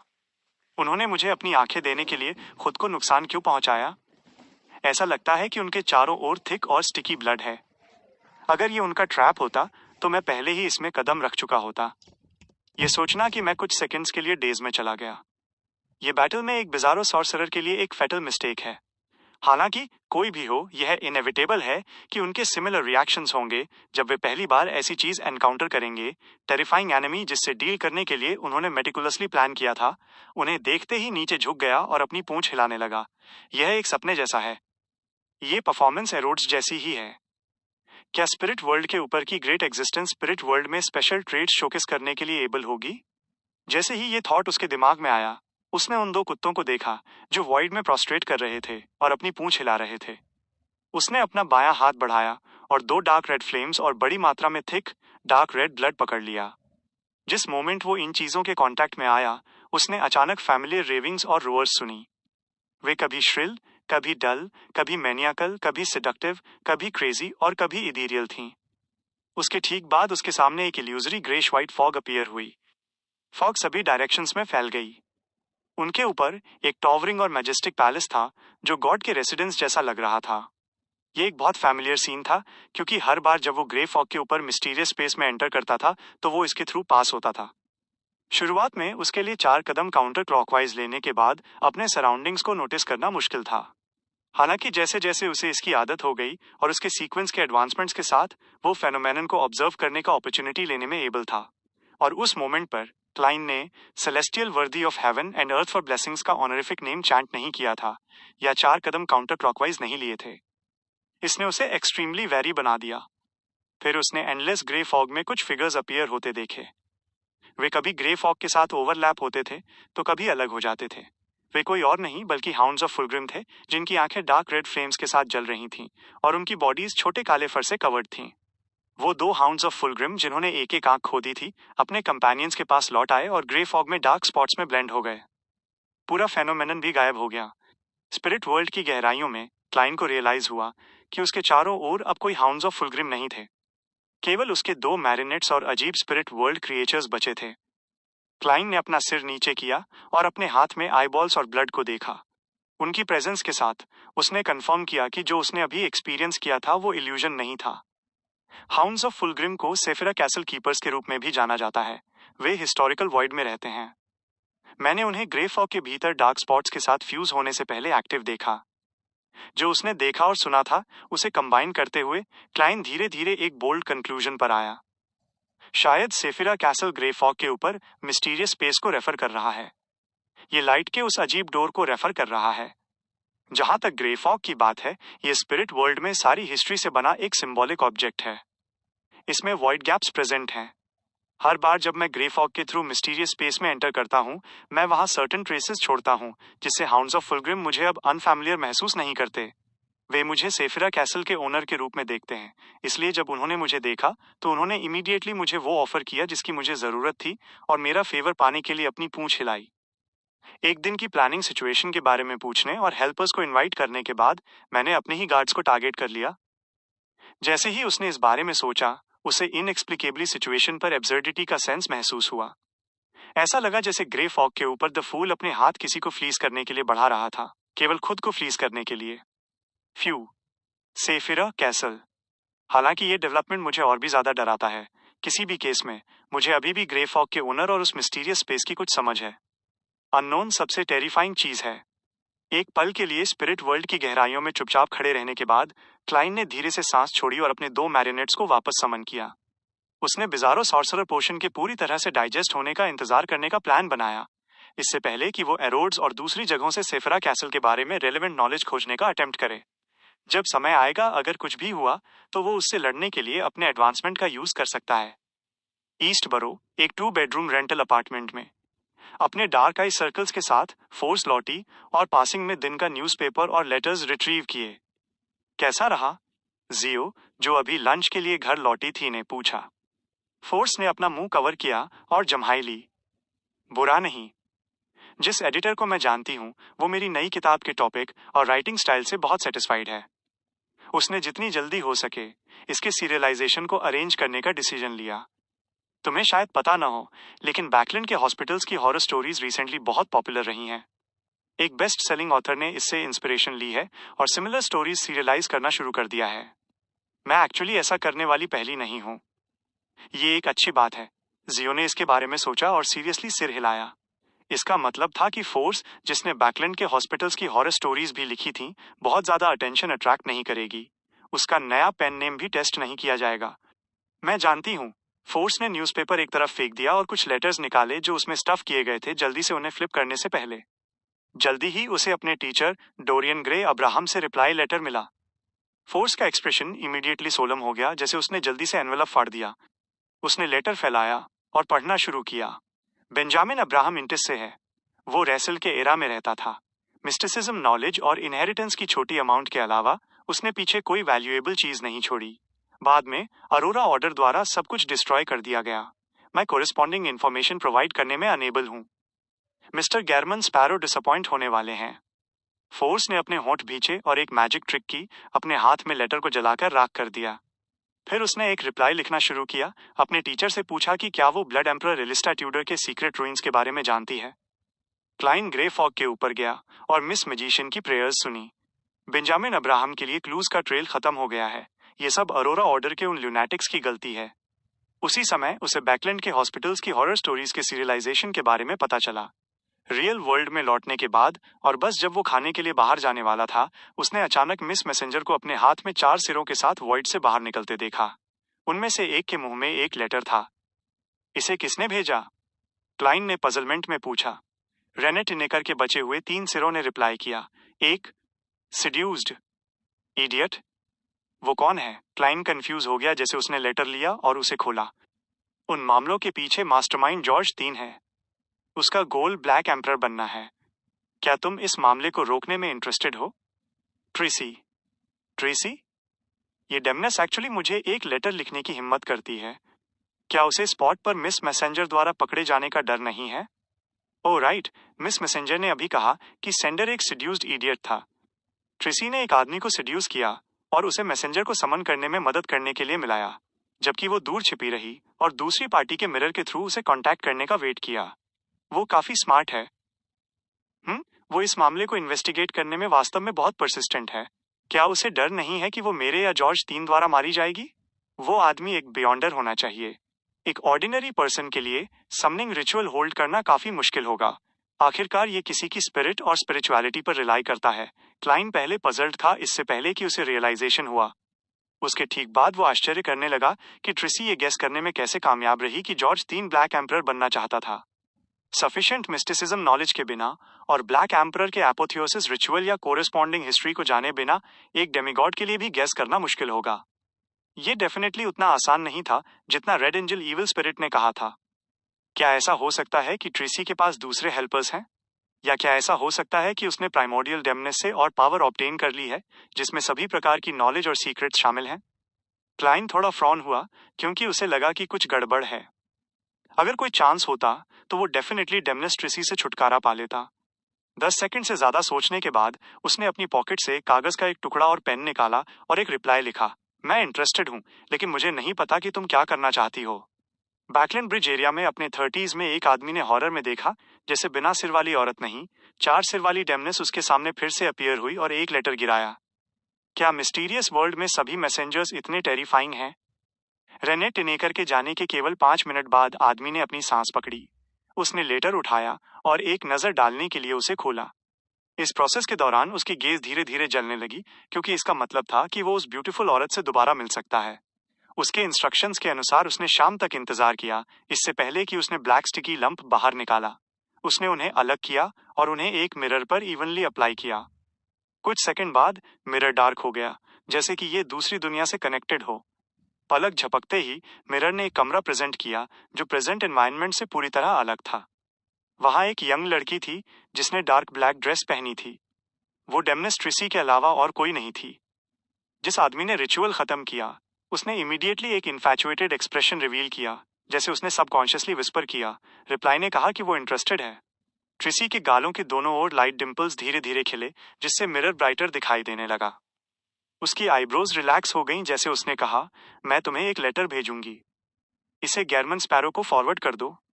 तुम इसके कंटेंट्स बिल्कुल नहीं पढ़ सकते। आदमी का बिना किसी हिचकिचाहट के प्रॉमिस ऑब्टेन करने के बाद ट्रेसी ने अपना राइट हैंड स्ट्रेच किया और इसे मिरर पर स्वाइप किया, जिससे डार्क एक्वस लाइट गायब हो गई। उसे इमीडिएटली पेन और पेपर मिला और जल्दी से लिखने से पहले कुछ सेकंड के लिए डिलिब्रेट किया। जॉर्ज 3 के रिचुअल के लिए जरूरी secret mausoleums blood emperor Alista Tudor से होने चाहिए, और एक एग्जिस्टेंस है जो इसे बहुत अच्छी तरह समझता है। ये रिचुअल के दौरान सक्सेसफुली इन्फिल्ट्रेट करने और डैमेज कॉज करने में हमारी मदद करने में एबल हो सकता है। मेरे पास उस एग्जिस्टेंस को कांटेक्ट करने का एक तरीका है, लेकिन हमें अगले फुल मून तक वेट करना होगा। तुम्हें जो करने की जरूरत है वो मुझे अब्राहम फैमिली के एक डिसेंडेंट से थोड़ा ब्लड, बाल, फ्लैश या हड्डियां प्रोवाइड करना है। Tracy. Chapter 1128, finally an outcome. East बरो, एक 2 बेडरूम रेंटल अपार्टमेंट में। मिस मैसेंजर रेने टिनेकर से डेमनस ट्रेसी का रिप्लाई रिसीव करने के बाद उसने बैठने के लिए एक कुर्सी खींची और पढ़ना शुरू किया। इसका मतलब उसे मिस्टर डोर के एग्जिस्टेंस के बारे में पता है और उसके पास अब्राहम फैमिली की ब्लड लाइन यूज करके उस एंटिटी से कम्युनिकेट करने का एक तरीका है। ट्रेसी ऑलरेडी मिस्टर डोर की हेल्प के लिए क्राई को विदस्टैंड कर सकती है। क्या वो इसकी वजह से कंट्रोल लूज करने से नहीं डरती? इसके अलावा वो मिस्टर डोर की आइडेंटिटी को लेकर बहुत श्योर लग रही है। उसने सच में प्राइमोडियल डेमनेस से और नॉलेज और सीक्रेट्स ऑब्टेन कर लिए हैं। लेकिन ऐसी सिचुएशन में डेमनेस ऑफ व्हाइट कटरीना उसे क्यों परस्यू कर रही होगी? क्लाइंट के दिमाग में सवाल उठे जब उसने वो शॉर्ट लेटर पढ़ा। चूंकि ट्रिसी का मैटर का वेग मेंशन उसकी अंडरस्टैंडिंग के अंदर था, उसे बिलीव था कि वो इस एस्पेक्ट में झूठ नहीं बोल रही थी। इसके अलावा उसने एक बहुत फिजिबल सोल्यूशन प्रोवाइड किया था। बेशक इस मेथड के सक्सीड होने के लिए प्रीरिक्विजिट ये था कि करेक्ट रिचुअल ऑब्टेन किया जाए और अब्राहम फैमिली का एक डिसेंडेंट ह्यूज रिस्क लेने के लिए विलिंग हो, क्योंकि वे मीडियम के रूप में अपनी ब्लड लाइन से रिलेटेड कुछ यूज करेंगे। इन 3 पॉइंट्स में से वो फर्स्ट पॉइंट मिस कर रहा था। उसे अभी भी थर्ड पॉइंट के बारे में कुछ डाउट्स थे। उसने एक सेफर और ज्यादा कंसील्ड मेथड ढूंढने का अटेम्प्ट किया, लेकिन डेमनेस ट्रेसी के पास सिर्फ सेकंड पॉइंट की कमी लग रही थी। मेरे लिए अब्राहम फैमिली के डिसेंडेंट्स को ढूंढना आसान है। मैं मिस मैजिशियन के थ्रू उन्हें डायरेक्टली कांटेक्ट कर सकता हूं। हालांकि एक बार मैंने उनके बाल, खून, फ्लैश और हड्डियां डेमनेस ट्रेसी को हैंड ओवर कर दी तो ये उन्हें हेक्स्ड होने के रिस्क में डाल देगा। क्लाइंट डेमनेस पाथवे को काफी अच्छी तरह समझता था और जानता था कि वे हेक्सेस में बहुत अच्छी थीं। जैसे ही उसके थॉट्स दौड़े, वो धीरे धीरे एक काउंटर मेजर के साथ आया। वो ये था कि डिसीज्ड के बाल, फ्लैश या हड्डियां यूज की जाएं। उसे याद आया कि मिस मैजिशियन ने द फूल को मेंशन किया था कि उसने एक बार लॉरेंस नाम के एक ओल्ड मैन को दफनाया था। वो अनडाउटेडली अब्राहम फैमिली का एक डिसेंडेंट था। आई होप कि क्रिमेशन नहीं हुआ होगा। हालांकि ये एक कॉर्पस के लिए समवॉट सैक्रिलेजियस है, लेकिन मिस्टर डोर से बात करना अब्राहम फैमिली के एंशिएंट कर्स को डिस्पेल करने के लिए एक नेसेसरी प्रोसीजर है। जिंदा लोगों को इम्प्लीकेट करने से बेहतर है कि डेड को यूज किया जाए। जब टाइम आएगा मैं ट्रेसी के रिप्लाई में ये ऐड कर दूंगा। मैं क्लेम करूंगा कि ये रिचुअल के मीडियम के लिए अब्राहम फैमिली के डिसेंडेंट द्वारा स्टिपुलेट की गई एक रिक्वायरमेंट है। साथ ही मुझे पहले कंफर्म करना होगा कि ट्रेसी मिस्टर डोर से बात करने जा रही है और उन्हें वापस रियल वर्ल्ड में पुल करने का अटेम्प्ट नहीं करेगी। वे या तो हाई लेवल के हैं या हाई लेवल सिचुएशंस में इन्वॉल्व्ड हैं। डिविनेशन यूज करके कोई इफेक्टिव रेवलेशंस ऑब्टेन करना मुश्किल होगा, लेकिन एम्परर रैसल ने कहा था कि मिस्टर डोर के रिटर्न को फैसिलिटेट करने के लिए रिक्वायर्ड रिचुअल बहुत कॉम्प्लिकेटेड है। ये डेफिनेटली डिसेंडेंट्स के एक स्मॉल नंबर द्वारा सेटअप नहीं किया जा सकता। मैं क्वीन मिस्टिक और मिस शैरन को बैकलैंड के अंडरग्राउंड मार्केट को मॉनिटर करने और ये देखने के लिए कह सकता हूँ कि क्या मटेरियल्स और पर्सनल का कोई अबनॉर्मल ट्रेड है। क्लाइंट ने हल्का सा सिर हिलाया और थोड़ी देर में मिस मैजिशियन को ढूंढने का डिसाइड किया। वो उनकी राइटिंग को रश भी कर सकता था। नॉर्थ बरो, फेल्प स्ट्रीट। एक बेंच पर ब्लैक ट्रेंच कोट और सिल्क टॉप हैट में एक यंग मैन वहां बैठा था, जिसका फेस थिन और फोरहेड ब्रॉड था। वो डेज में विदर्ड और येलो इंटिस पैरासोल ट्रीज को देख रहा था। उसने अपनी राइट आंख पर क्रिस्टल कार्व्ड मोनोकल पहना हुआ था, जो काफी रिफाइंड दिख रहा था। उस मोमेंट पर एक एल्डर जो सेंट सैमुअल कैथेड्रल की तरफ जा रहा था, अपने ट्रैक्स पर रुक गया जब उसने देखा कि कुछ गड़बड़ है। उसने जेंटली पूछा, यंग मैन, तुम किस बारे में वरीड हो? तुमने इस वॉर में कुछ खो दिया? उसे सस्पेक्ट था कि यंग मैन के रिलेटिव्स, लवर या फ्रेंड्स एयर रेड में या फ्रंट लाइंस पर इंटेंस बैटल्स के दौरान मर गए थे। इसलिए वो सड़क के किनारे अकेला बैठा था, लॉस्ट दिख रहा था। यंग मैन ने अपना हाथ उठाया और अपने मोनोकल को पिंच किया। उसने आह भरी और अपना सिर हिलाया। मैं बस कुछ रादर कॉम्प्लिकेटेड क्वेश्चंस के बारे में सोच रहा हूँ। क्या तुम एक फिलोसोफर हो? ओल्ड मैन हैरान रह गया और बोला, नहीं, लेकिन मैं अक्सर दूसरों के लिए फिलोसॉफिकल प्रॉब्लम्स लाता हूँ, जैसे मैं कौन हूँ, मैं कहाँ हूँ और मेरा फ्यूचर क्या है। यंग मैन ने कामली स्माइल किया और पॉन्डर करना कंटिन्यू रखा। टाइम टू टाइम वो अपने लिप्स पर्स करता और साइलेंटली विस्पर करता। एल्डर उसे समझ नहीं पाया और सिर्फ अपना सिर हिला सका। स्ट्रे डॉग्स, स्पैरोज, चींटियों और हवा में माइक्रोब्स की गेज के अंडर वो धीरे से चला गया। यंग मैन ने अपना सिर नहीं घुमाया। उसके मोनोकल ने येलो लीव्स को रिफ्लेक्ट किया जो नीचे फ्लोट कर रही थी, और वो खुद से बड़बड़ाया, पैरासाइट करना है, पैरासाइट नहीं करना है, पैरासाइट करना है, पैरासाइट नहीं करना है। बैट देखो, बैट को डिवोर करो, बैट देखो। बैट को डेवोर करो। फोर्स से लॉरेंस के रिमेन से बाल लेने के बाद और टस्क टाइम्स में सीरियलाइज हो रही बैकलैंड हॉस्पिटल्स की हॉरर स्टोरीज देखने के बाद क्लाइन ने एक पेशेंट स्टेट में एंटर किया। उसने मिस मैजिशियन को नेक्स्ट वीक न्यूज साइट्स और कस्टम्स रिकॉर्ड करने के लिए एक नई जगह भेजने का प्रॉमिस भी किया। जल्द ही एक नया हफ्ता आ गया। अपना लंच करने के बाद उसने 3 o'clock टैरो गैदरिंग के लिए प्रिपेयर करने के लिए एक शॉर्ट नैप लेने का प्लान बनाया। इस मोमेंट पर रेनेट टिनेकर, जो 4 ब्लोंड रेड आइड हेड्स पकड़े हुए थी, वॉइड की गहराइयों से बाहर चली आई। उनमें से एक के मुंह में एक लिनन बैग था। यह किसने भेजा? क्लाइन को अचानक एक इनएक्सप्लिकेबल फीलिंग आई। उसे एक कॉम्प्लिकेटेड प्रीमोनिशन हुआ और वो मिस मैसेंजर द्वारा पकड़े गए बैग को रिसीव करने के लिए तुरंत आगे नहीं बढ़ा। रेनेट टिनेकर के 3 फ्री हेड्स एक के बाद एक बोले, the real mutated king of mushrooms. ये वर्ड्स की स्ट्रिंग। मैं रफली समझ गया हूं कि क्या हो रहा है। क्लाइन ने अपना एक्सप्रेशन कंट्रोल किया ताकि वो अपने दांत न दिखाए और धीरे से बैग लिया। जब उसने बैग खोला तो उसे कोपियस अमाउंट्स ऑफ डीमंस नहीं, मशरूम्स देखकर कोई सरप्राइज नहीं हुआ। उनमें से कुछ वाइट और फुल थे, जैसे कि एक सिंगल पोक से वे दूध स्पर्ट करेंगे। उनमें से कुछ बॉटम पर ब्लैक थे और थिन ब्लड कलर्ड लाइंस और मार्किंग्स के साथ एम्बेडेड थे। उनमें से कुछ गोल्डन स्टार्स से कवर्ड थे और मशरूम कैप एक हथेली जितना बड़ा था। उस मोमेंट पर मशरूम्स अभी भी स्लाइटली स्क्विम कर रहे थे, जैसे कि वे अपने हाइफे और स्पोर स्प्रेड करना चाहते हों।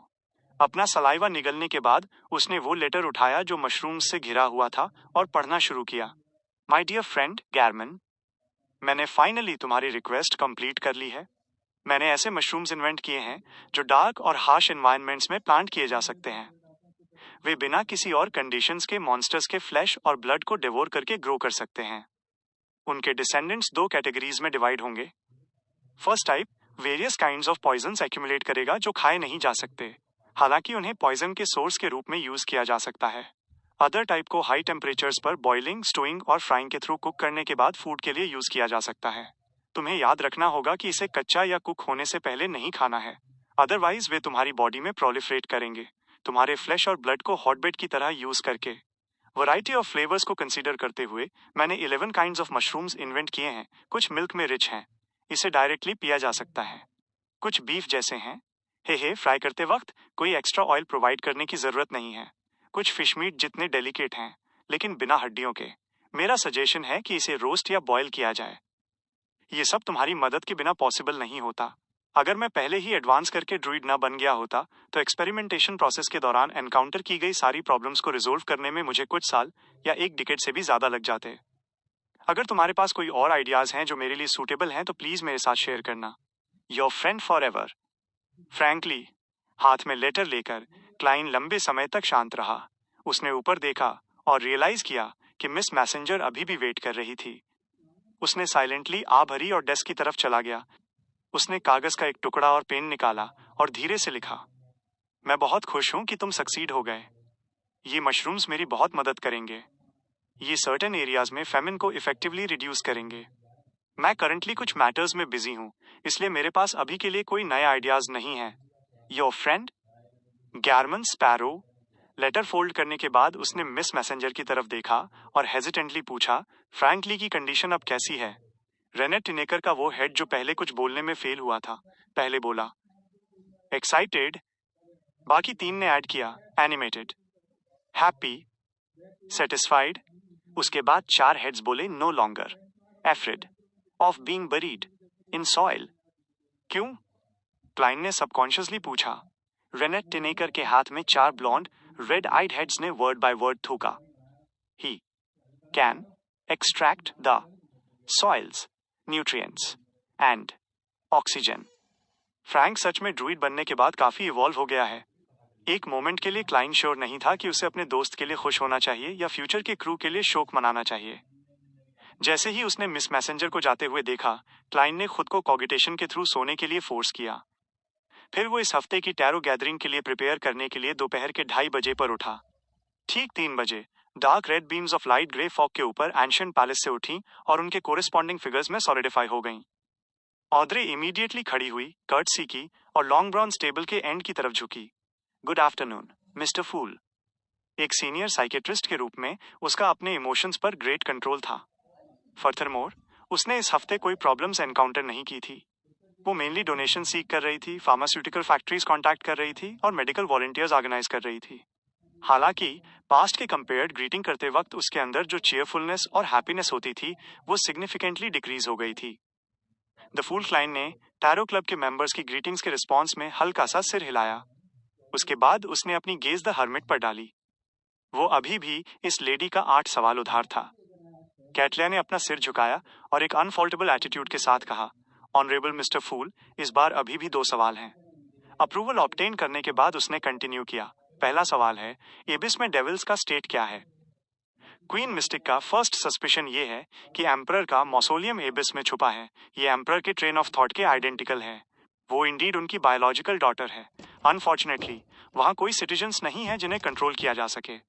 द फूल क्लाइन ने अपने अंदर बड़बड़ाया जैसे ही उसने एक अनचेंजिंग एक्सप्रेशन के साथ आंसर किया, करंट एबिस एक ऐसी जगह है जहां ज्यादातर डेविल्स रहने में अनेबल हैं। Chapter 1129 pressure. करंट एबिस एक ऐसी जगह है जहां ज्यादातर डेविल्स रहने में अनेबल हैं।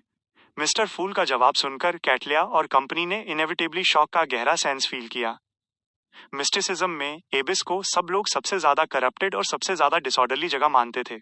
ये वो जगह थी जहां डेविल्स रहते थे, लेकिन अब ज्यादातर नेटिव्स वहां सरवाइव करने में अनेबल थे। क्या एबिस में एनवायरनमेंट खराब हो रहा है जिससे डेविल्स इसे अडॉप्ट करने में अनेबल हैं, या क्या ऐसा इसलिए है क्योंकि करप्शन, कैओस और डिजेनरेशन के रिगार्डिंग सिचुएशन इंप्रूव हो गई है जिससे एबिस डेविल्स के रहने के लिए अब सूटेबल नहीं है?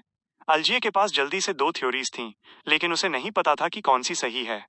द हर्मिट कैटला के पास उसके जैसे ही थॉट्स थे, लेकिन वो और भी ज्यादा पजल्ड थी कि क्वीन ऐसा सवाल क्यों पूछेंगी। मिस्टर फूल के जवाब के रिगार्डिंग इसमें एक गहरा मीनिंग लग रहा था, एक ऐसा जो क्वीन को उनका जो भी एजेंडा था उसे और उसके सीक्रेट्स को समझने में हेल्प कर सकता था। जहां तक जस्टिस की बात है, उसने अचानक चर्च ऑफ नॉलेज के प्रॉफिट डेमिगॉड के बारे में सोचा। उन्होंने एक बार कहा था कि दुनिया का अंत 5th एपोक के 1368 में आएगा। ये पब्लिकली उन सभी बियॉन्डर्स द्वारा एक्नॉलेज किया गया था जो प्रोफेसीज करने में अच्छे थे। यहां तक कि डिटीज भी इससे एग्री हुए थे। इस साल 1350 है, हम एपोकैलिप्स से केवल 18 साल दूर हैं। इसलिए एबिस के अपीयर होने के साइंस हैं। कैओटिक और डीजेनरेट एनवायरनमेंट जो ओरिजिनली एब्स्ट्रैक्ट मीनिंग से भरा था, अपनी लिमिट्स तोड़ चुका है और भी बुरा हो रहा है। ऑद्रे को सिचुएशन का रफ आइडिया था और इसने उसकी हल्की एंजाइटी और अनीज में इजाफा किया। चूंकि शुरुआत में एपोकैलिप्स के कोई साइंस नहीं थे, उसने मामले पर बहुत ज्यादा वेट नहीं डाला। वो आमतौर पर करंट वॉर्स, कैजुअलिटीज और सफरिंग के विक्टिम्स पर ज्यादा ध्यान देती थी। लेकिन अब एबिस के अंदर एनोमली ने उसे इनएक्सप्लिकेबली हॉरिफाइड कर दिया। वो डेस्परेटली खुद को इम्प्रूव करना चाहती थी। वो पोर्शन डाइजेस्ट करना फिनिश करना चाहती थी और विन रैम्बिस द्वारा छोड़ी गई बियॉन्डर कैरेक्टरिस्टिक ऑब्टेन करना चाहती थी ताकि डेमिगॉड बनने के लिए एडवांस कर सके। तभी उसके पास इंटरफेयर करने और सर्टेन चीजों को रेसिस्ट करने की एबिलिटी हो सकती थी जिन्हें वो होते हुए नहीं देखना चाहती थी। मिस्टर वर्ल्ड, मुझे और टास्क सौंपिए। ऑद्रे ने अपने दिल में साइलेंटली प्रे किया और सीक्रेटली अपने रेस्टलेस इमोशंस को प्लैकेट किया। लियोनार्ड, फोर्स और जियो जैसे मेंबर्स को एक्चुअली कुछ डाउट्स थे कि क्या एबिस सच में एग्जिस्ट करता है। ऐसा इसलिए था क्योंकि सेकेंड एपोक के बाद एबिस ने खुद को दुनिया के सामने कभी रिवील नहीं किया था। रियल वर्ल्ड में सबसे active devils blood sanctify sect से आए थे। यहां तक कि हाई लेवल डेविल्स और इविल एग्जिस्टेंस भी जिनकी ओर रिचुअल्स इशारा करते थे, वे ब्लड सैंक्टिफाई सेक्ट के हाईएस्ट एखेलॉन्स होने की हाईली लाइकली थे। बेशक dark side of the universe नाम का इविल गॉड एबिस का एम्बॉडीमेंट माना जाता था, लेकिन हिज प्रेजेंस एक्सट्रीमली लो थी। अगर ही ने ओकेजनली रिचुअल का रिस्पॉन्स नहीं दिया होता और डेविल की कैरेक्टरिस्टिक्स नहीं दिखाई होती, तो ही को शायद एक प्योर लेजेंड माना जाता, बिल्कुल जायंट किंग ऑर्मिर की तरह। लेकिन फिर भी चर्च ऑफ एवरनाइट के सीक्रेट्स जो लियोनार्ड कॉन्टैक्ट में आ सकता था, उन्होंने भी दिखाया था कि ये पॉसिबल था कि dark side of the universe दूसरे इविल गॉड्स और हिडन एग्जिस्टेंस द्वारा यूज किया जाने वाला एक डिस्गाइज था। ये डेरिक के लिए सरप्राइजिंग नहीं था। सिटी ऑफ सिल्वर से कुछ दूरी पर सर्टेन जगहों पर एंडलेस डार्कनेस में डीप कई डेविल्स थे जो अपनी काम स्टेट्स मेंटेन करने में अनेबल थे। वहां डेमिगॉड्स जैसे डीमंस की कमी नहीं थी जो एबिस से बहुत अलग नहीं थे। अगर ये फैक्ट नहीं होता कि जायंट किंग्स कोर्ट और दूसरे आइकॉनिक आइटम्स एग्जिस्ट करते थे, तो सिटी ऑफ सिल्वर के सिटीजन्स ने डेफिनेटली सस्पेक्ट किया होता कि उनके अबैंडन होने के पीछे का सच ये था कि उन्हें एबिस में फेंक दिया गया था। जैसे ही मेंबर्स के दिमाग में थॉट्स फ्लैश हुए, कैटलिया ने अपने डाउट्स रिस्ट्रेन किए और पूछना जारी रखा, ऑनरेबल मिस्टर फूल, दूसरा सवाल है, क्या एम्परर रैसल ने अपने बाद के सालों में जो चीजें की, उन पर कोई एक्सटर्नल अननेसेसरी इन्फ्लुएंस था? इस सवाल ने क्लाइंट को रैसल की बाद की डायरी एंट्रीज के शॉकिंग डिटेल्स की याद दिला दी। इमीडिएटली उसने आ भरी। द फूल के पोस्चर के साथ उसने धीरे से अपना सिर हिलाया। नहीं, वो चीजें वो थीं जो एम्परर करना चाहता था। जैसे ही कैटलिया को डिसअपॉइंटमेंट और सैडनेस का अनकंट्रोलेबल सेंस फील हुआ जब उसने मिस्टर फूल को एक आह के साथ मुस्कुराते हुए सुना। ये किसी एक्सटर्नल इन्फ्लुएंस या इन्फ्लुएंसर की वजह से नहीं था, बल्कि करप्शन की वजह से था। इसे डिटेक्ट करना बहुत मुश्किल है, यहां तक कि उसके लिए भी। करप्शन? एम्परर रैसल अपने बाद के सालों में करप्ट हो गया था। उस समय वो ऑलरेडी ही एक ग्राउंडेड एंजल था। वो कैसे करप्ट हो सकता है? क्या ये एक पर्टिकुलर ट्रू गॉड से है या अंडरग्राउंड करप्शन से जिससे एंशियंट गॉड्स भी डरते थे? शॉक के बीच ऑड्रे उन सीक्रेट्स के आधार पर एक गेस के साथ आई जो वो जानती थी। अल्जी और टैरो क्लब के दूसरे मेंबर्स ने भी एम्परर रैसल के साथ उनके बाद के सालों में ऐसी चीज होने की उम्मीद नहीं की थी। वे कार्ड्स ऑफ ब्लास्फेमी क्रिएट करने के पीछे उनके पर्पस को सस्पेक्ट करने लगे। उसी समय उन्हें विश्वास था कि मिस्टर फूल की कार्ड्स ऑफ ब्लास्फेमी की खोज में गहरे मोटिव्स हो सकते हैं, उससे कहीं ज्यादा जो उन्होंने ओरिजिनली डिड्यूस किया था। इस गेम में जो पूरी दुनिया को इन्वॉल्व करता है, केवल मिस्टर फूल जैसे इंपॉर्टेंट फिगर्स को प्लेयर बनने का अधिकार है। और हम केवल एक कार्ड या कुछ चिप्स हैं। किंग्स ऑफ एंजल्स और सीक्वेंस एक एंजल्स पार्टिसिपेट करने के लिए क्वालिफाइड हो सकते हैं। अल्जियर ने आह भरी क्योंकि उसे प्लेयर बनने की डिजायर थी। एम्परर के बाद के सालों की कहानी एक टायरेंट से एक इविल गॉड बनने तक चली गई। एक किताब जो romance, motivation, passion, love, adventure और यहाँ तक कि इंटेंस हाई सोसाइटी की डेकेडेंट लाइफस्टाइल के साथ शुरू होती है, बाद में एक हॉरर स्टोरी में बदल जाती है। मैं ऐसा कुछ लिखने की हिम्मत भी नहीं करूंगी। अगर ये मैं लिख रही होती तो मैं एम्परर का फाइनल ट्रैजिक एंड किसी के प्यार में विश्वासघात, शादी में विश्वासघात या एक शपथ तोड़ने से स्टेम करवाती। फोर्स मदद नहीं कर पाई, लेकिन अपने थॉट्स को वाइल्ड होने दिया। उसे एम्परर रैसल के लिए क्रॉनिकल्स का एक सेट लिखना शुरू करने की अर्ज भी हुई। बेशक मार्केट में रैसल के क्रॉनिकल्स की काफी संख्या थी। उनमें से कुछ प्रोहिबिटेड आइटम्स भी थे। करप्टेड? तो ये करप्शन की वजह से है। कैटलिया ने आह भरी और सोरोफुल महसूस किया। उसने इमोशन के साथ आह भरी। अंत में एम्परर ड्रैगन स्लेइंग वॉरियर की कहानी जैसा नहीं हुआ जिसके बारे में उसने बात की थी। हीरो होने से वो एक इविल ड्रैगन में बदल गया। वो अभी भी वर्शिप के लायक लेजेंड था, लेकिन दुख की बात यह थी कि आज तक ये मिसअंडरस्टैंडिंग फाइनली रिजोल्व होना शुरू हो रही थी। अपने इमोशन सेटल होने के बाद कैटलिया ने करप्ट होने के मामले को रिकॉल किया। जितना ज्यादा उसने इसके बारे में सोचा, वो उतनी ही ज्यादा हॉरिफाइड हो गई। उसे विश्वास था कि वो टैरो क्लब के उन मेंबर्स में से एक थी जो रैसल को सबसे अच्छी तरह जानती थी। वो बहुत अच्छी तरह जानती थी कि ये एम्परर अपने बाद के सालों में किस हाइट तक पहुंच गया था। बेशक मिस्टर फूल कन्वेनर विटनेस थे और मेंबर नहीं। हालांकि हिम जैसा सीक्वेंस एक एंजल, कोई जिसने डिविनिटी के थ्रोन को टारगेट बनाया था, साइलेंटली करप्ट हो गया था। ही और हिम आसपास के लोगों ने इसे बिल्कुल नोटिस नहीं किया। ये हॉरिफिक होने से कहीं ज्यादा टेरिफाइंग है।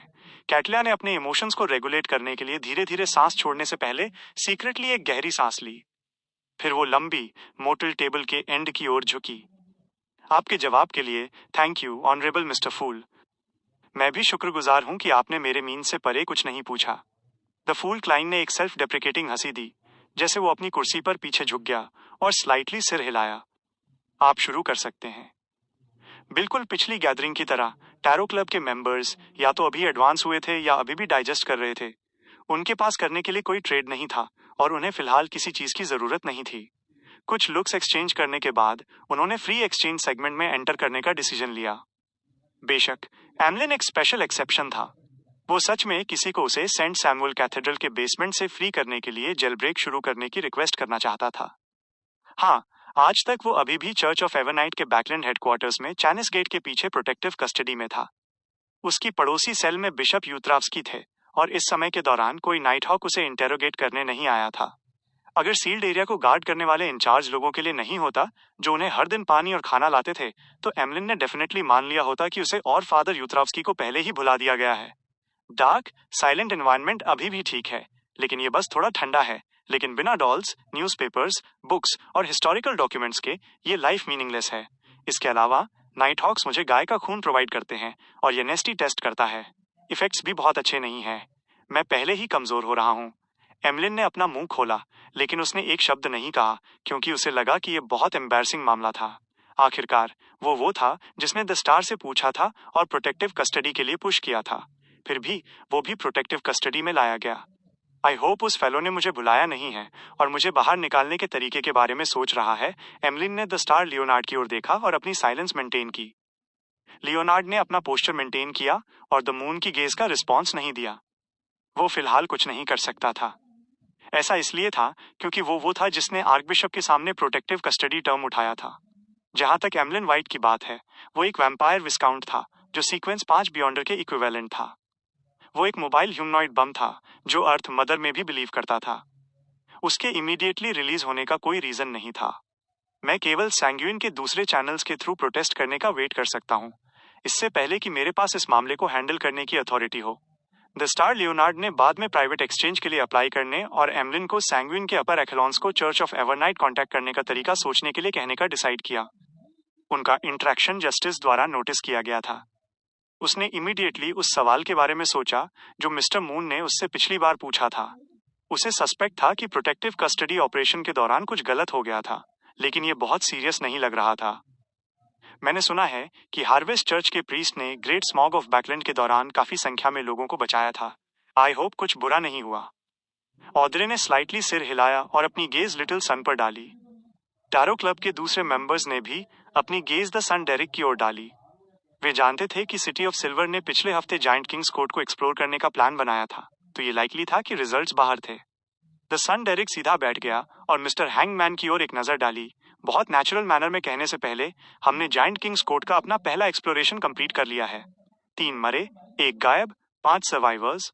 हम पहले किंग्स कोर्ट के फ्रंट डोर पर पहुंचे और 2 सिल्वर नाइट्स को अननोन स्टेट में वहां गार्ड खड़े देखा। यह जायंट पाथवे के सीक्वेंस 3 का नाम है। 2 सीक्वेंस 3 डेमिगॉड्स मेन डोर को गार्ड कर रहे थे, जैसा कि जायंट किंग्स कोर्ट से एक्सपेक्टेड था। एक एंशिएंट गॉड का डिवाइन किंगडम। टैरो क्लब के मेंबर्स ने अचानक सिमिलर फीलिंग महसूस की। जहां तक द सन डेरिक की बात है, वो अपनी कहानी जारी रखते हुए रुका नहीं। उसके लिए वो शौक था जब उसने पहली बार जायंट किंग्स कोर्ट के मेन डोर को गार्ड करते हुए 2 सिल्वर नाइट्स को डिस्कवर किया था। हालांकि बाद में हुए इवेंट्स की सीरीज ने इसे एक्सट्रीमली ऑर्डिनरी बना दिया, जिससे उसके इमोशंस को स्टिर करना मुश्किल हो गया। मिस्टर वर्ल्ड ने जो शेयर किया, उसके अनुसार हम जायंट किंग्स कोर्ट के पीछे एक रदर हिडन पाथ से गए। जो मॉन्स्टर्स हमने एनकाउंटर किए, वो मेनली रैट्स थे। वे अनशेडोड क्रूसिफिक्स द्वारा रिस्ट्रेन किए गए थे। वेनिंग फॉरेस्ट पहुंचने के बाद हमने इसे एक्सप्लोर करने की कोशिश की और हमने डिस्कवर किया कि जायंट किंग की विल के रेमनेंट्स और डिवाइन किंगडम की पावर्स ने एक ईविल स्पिरिट बना ली थी। ये अपने पेरेंट्स के मौसोलियम को प्रोटेक्ट कर रहा था। डेरिक ने एक्सपेडिशन के दौरान अपने एक्सपीरियंस को स्किलफुली रिकॉल किया और टैरो क्लब के मेंबर्स ऑद्रे, अल्जियर और दूसरे ने सिल्वर नाइट गार्ड्स के बारे में अपने थॉट्स को जल्दी से रीन इन किया और ध्यान से सुना। वे सभी वेनिंग फॉरेस्ट में छिपे सीक्रेट में बहुत इंटरेस्टेड थे। वे जानना चाहते थे कि एंशिएंट गॉड जायंट किंग ने अपनी क्वीन और बच्चे से क्या छुपाने की कोशिश की थी। उस सीन के बारे में वापस सोचते हुए जो उसने देखा था, डेरिक कहने से पहले एक पल के लिए रुका। उस ईविल स्पिरिट को पर्ज करने के बाद हम जायंट किंग के पेरेंट्स के मौसोलियम पर आए। वहां एक स्टोन स्टेल खड़ा था जो टॉम के ओनर की आइडेंटिटी इंडिकेट कर रहा था। जहां तक टॉम और कॉफिन की बात है, ये किसी के द्वारा बहुत पहले ही खोला जा चुका था, अंदर की लाशों को रिवील करते हुए। वे 2 ह्यूमंस की लाशें थीं। ह्यूमंस की लाशें? जायंट किंग के पेरेंट्स के टॉम में ह्यूमंस की लाशें दफन थीं? गॉड फादर और गॉड मदर? नहीं, तब कोई रिलीजन नहीं था। एक डेमिगॉड के रूप में जो काफी मिस्ट्रीज जानती थी, द हर्मिट कैटला का पहला रिएक्शन था कि 2 लाशों की कोई और आइडेंटिटी थी। उसके ठीक बाद उसने रिकॉल किया कि क्वीन ने क्या मेंशन किया था। ये एक सवाल था जो एम्परर रैसल ने पूछा था, जैसे कि वो जिंदा रहते हुए खुद से बात कर रहे हों। एंशिएंट डॉक्यूमेंट्स और historical records giants, elves, vampires को ह्यूमनॉइड क्रिएचर्स या एंथ्रोपॉइड क्रिएचर्स क्यों कहते थे? वे ह्यूमंस को जायंट लाइक, एल्व लाइक या वैम्पायर लाइक क्रिएचर्स क्यों नहीं कहते थे? क्या ऐसा हो सकता है कि सभी ह्यूमनॉइड क्रिएचर्स ह्यूमन से डिसेंड हुए थे? जायंट्स, एल्व्स और वैम्पायर्स बियॉन्ड द कैरेक्टरिस्टिक्स द्वारा लाए गए म्यूटेशंस थे जो आखिरकार इनहेरिटेड बन सकते थे। कैटलिया ने तुरंत अपने इमोशंस को शांत किया क्योंकि उसने सीरियसली पॉसिबल रीजंस पर विचार किया।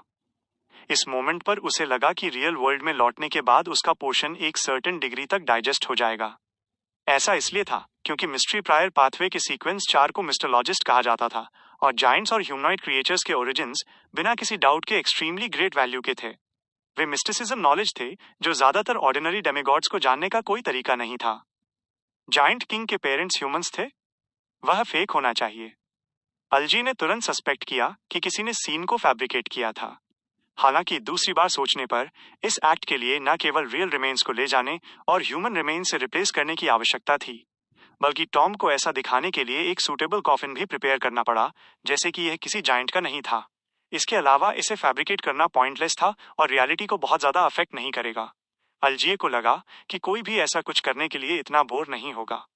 जायंट किंग्स कोर्ट में एंटर करने और एक पावरफुल इविल स्पिरिट को स्प्रेस करने में एबल होने के लिए वो पर्सन जो 2 कब्रों के पास पहुंचा वो कम से कम एक सेंट था, जिसका मतलब था कि उन्होंने प्रैंक्स खींचने की उम्र बहुत पहले पार कर ली थी। क्या ऐसा हो सकता है कि सभी क्रिएचर्स के एंसेस्टर्स ह्यूमंस थे? इसमें एल्व्स भी शामिल हैं। चूंकि उसने टैरो क्लब में बहुत सारी शॉकिंग चीजें देखी थी, साथ ही उस प्रिमिटिव आइलैंड पर म्यूरल से रिलीजियस ब्रेकडाउन सफर किया था, अल्जिए के अंदर से बहुत ज्यादा इंटेंस इमोशंस नहीं दौड़े। वो बस मदद नहीं कर सका, लेकिन अपना हाथ उठाया और अपने डार्क ब्लू बालों को टच किया। मिस्टर हैंग्ड मैन ने खुद को इस मामले से कनेक्ट किया। जायंट किंग के पेरेंट्स असल में ह्यूमंस हैं। इसे देखने से ऐसा लगता है क्रिएशन मिथ्स में से ज्यादातर फेक हैं। वे सभी फ्यूचर जनरेशंस द्वारा फैब्रिकेट किए गए थे, हालांकि उनमें हिडन मीनिंग्स भी हैं। मिस्टर मून को इसके बारे में बहुत पहले से पता लगता है। मिस्टर वर्ल्ड को इसके बारे में बहुत पहले से पता लगता है। प्लैकेट और दूसरी साइकोलॉजिकल टेक्निक्स की मदद से ऑड्रे खुद को सबसे तेजी से कंपोज करने में एबल थी और उसने इंस्टिंक्टिवली दूसरे मेंबर्स के रिएक्शंस ऑब्जर्व किए। उस मोमेंट पर एमलिन सबसे ज्यादा रेस्टलेस था। उसका दिमाग इम्पॉसिबल और ये इम्पॉसिबल है कि थॉट से भरा हुआ था। अगर जायंट्स का ओरिजिनल एंसेस्टर ह्यूमन था तो सैंग्विन का क्या? क्या ऐसा हो सकता है कि हम बस मॉन्स्टर्स थे जो बियॉन्डर कैरेक्टरिस्टिक्स की वजह से म्यूटेट हो गए थे? इम्पॉसिबल। हम क्लियरली एंसेस्टर द्वारा क्रिएट किए गए थे। उनके शी पास लाइफ और क्रिएशन की अथॉरिटी है। ये जायंट किंग और एल्फ किंग जैसे बर्बरिक डिटीज से पूरी तरह अलग है जो केवल लड़ना जानते थे। एमलिन के थॉट्स मंथन करते हुए उसे एक बैफलिंग फीलिंग महसूस हुई कि उसका प्राइड टूट रहा था। उसके इंट्यूशन, उसकी रैशनैलिटी और ब्रेन ने उसे बताया कि द सन डेरिक के पास इस मामले के बारे में झूठ बोलने का कोई रीजन नहीं था। दूसरी एग्जिस्टेंस के सीन को फैब्रिकेट करने की पॉसिबिलिटी भी बहुत कम थी।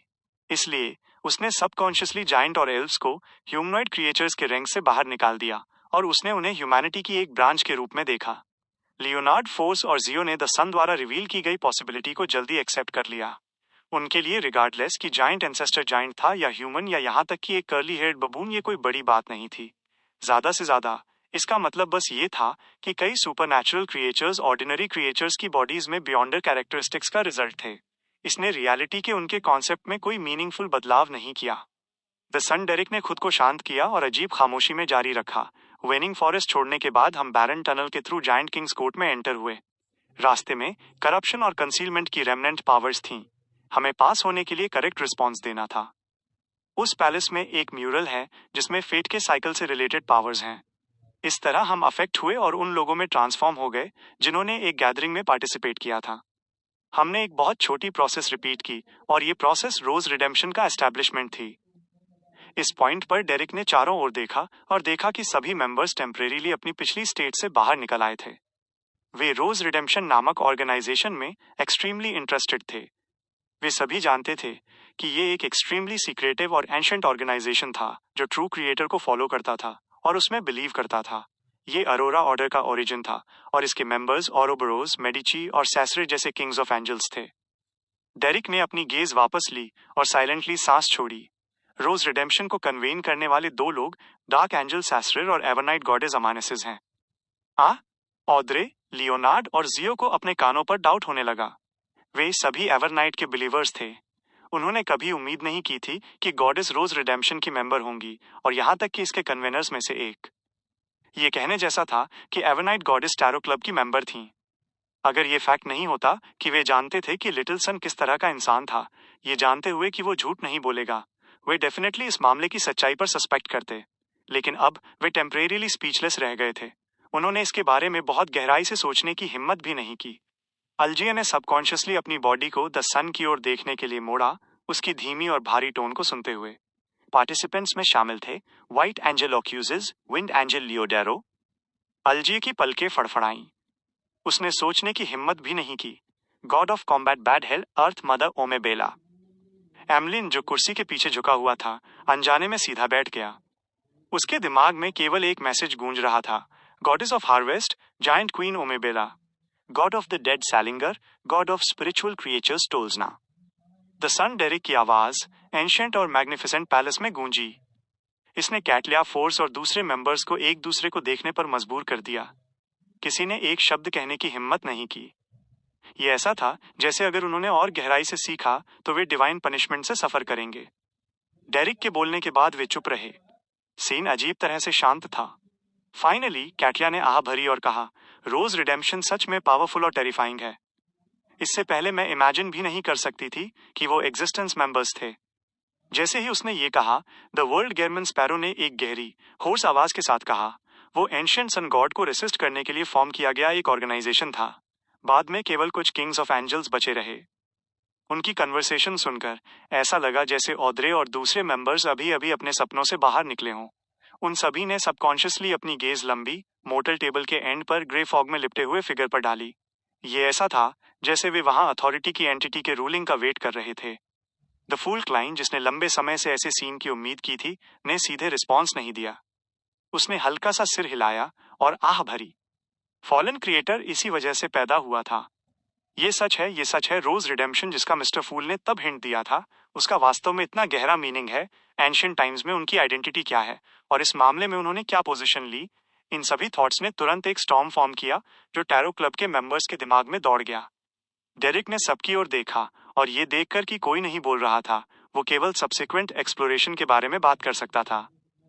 हम पैलेस के बाहर किंग्स कोर्ट चेजर्स के लीडर से मिले, लाइट कलर मर्स्कोगन। उसने कहा कि डार्क एंजल सैसरिर उस पैलेस में स्लंबर की स्टेट में था। रोज रिडेम्पशन के रिगार्डिंग मामले के कंपैरिजन में जायंट किंग के पैलेस के अंदर स्लंबर में मिस्टीरियस डार्क एंजल की न्यूज ने लियोनार्ड, एमलीन और टैरो क्लब के दूसरे मेंबर्स के इमोशंस को बहुत ज्यादा स्टिर नहीं किया। केवल उनकी कुछ क्यूरियोसिटीज सेटिस्फाई हुई थी। बेशक एक मिस्टोलॉजिस्ट के रूप में कैटलिया केवल ये उम्मीद करती थी कि द सन थोड़ा और बोल सके। उसके बाद हम लौट आए। मिस्टर फूल ने हमें सिल्वर नाइट पोशन का फॉर्मूला बेस्टो किया है। अपने एक्सप्लेनेशन के अंत की ओर डेरिक ने ईमानदारी से कंक्लूजन दिया। ऑद्रे और अन्य अभी भी गहरे विचार में थे कि अभी क्या हुआ था। अभी भी ब्लास्फेमस होने का डर था और किसी ने रिस्पॉन्स नहीं दिया। केवल अल्जिए ने एक पल के लिए सोचा और कहा, चूंकि ट्रू क्रिएटर का बर्थ रोज रिडेम्पशन से ओरिजिनेट हुआ था, तो वो जायंट किंग्स कोर्ट में जो हुआ उससे अनफैमिलियर नहीं है। ऐसा क्यों है कि शेफर्ड एल्डर लोविया इसके लिए पूरी तरह से अनप्रिपेयर्ड थी?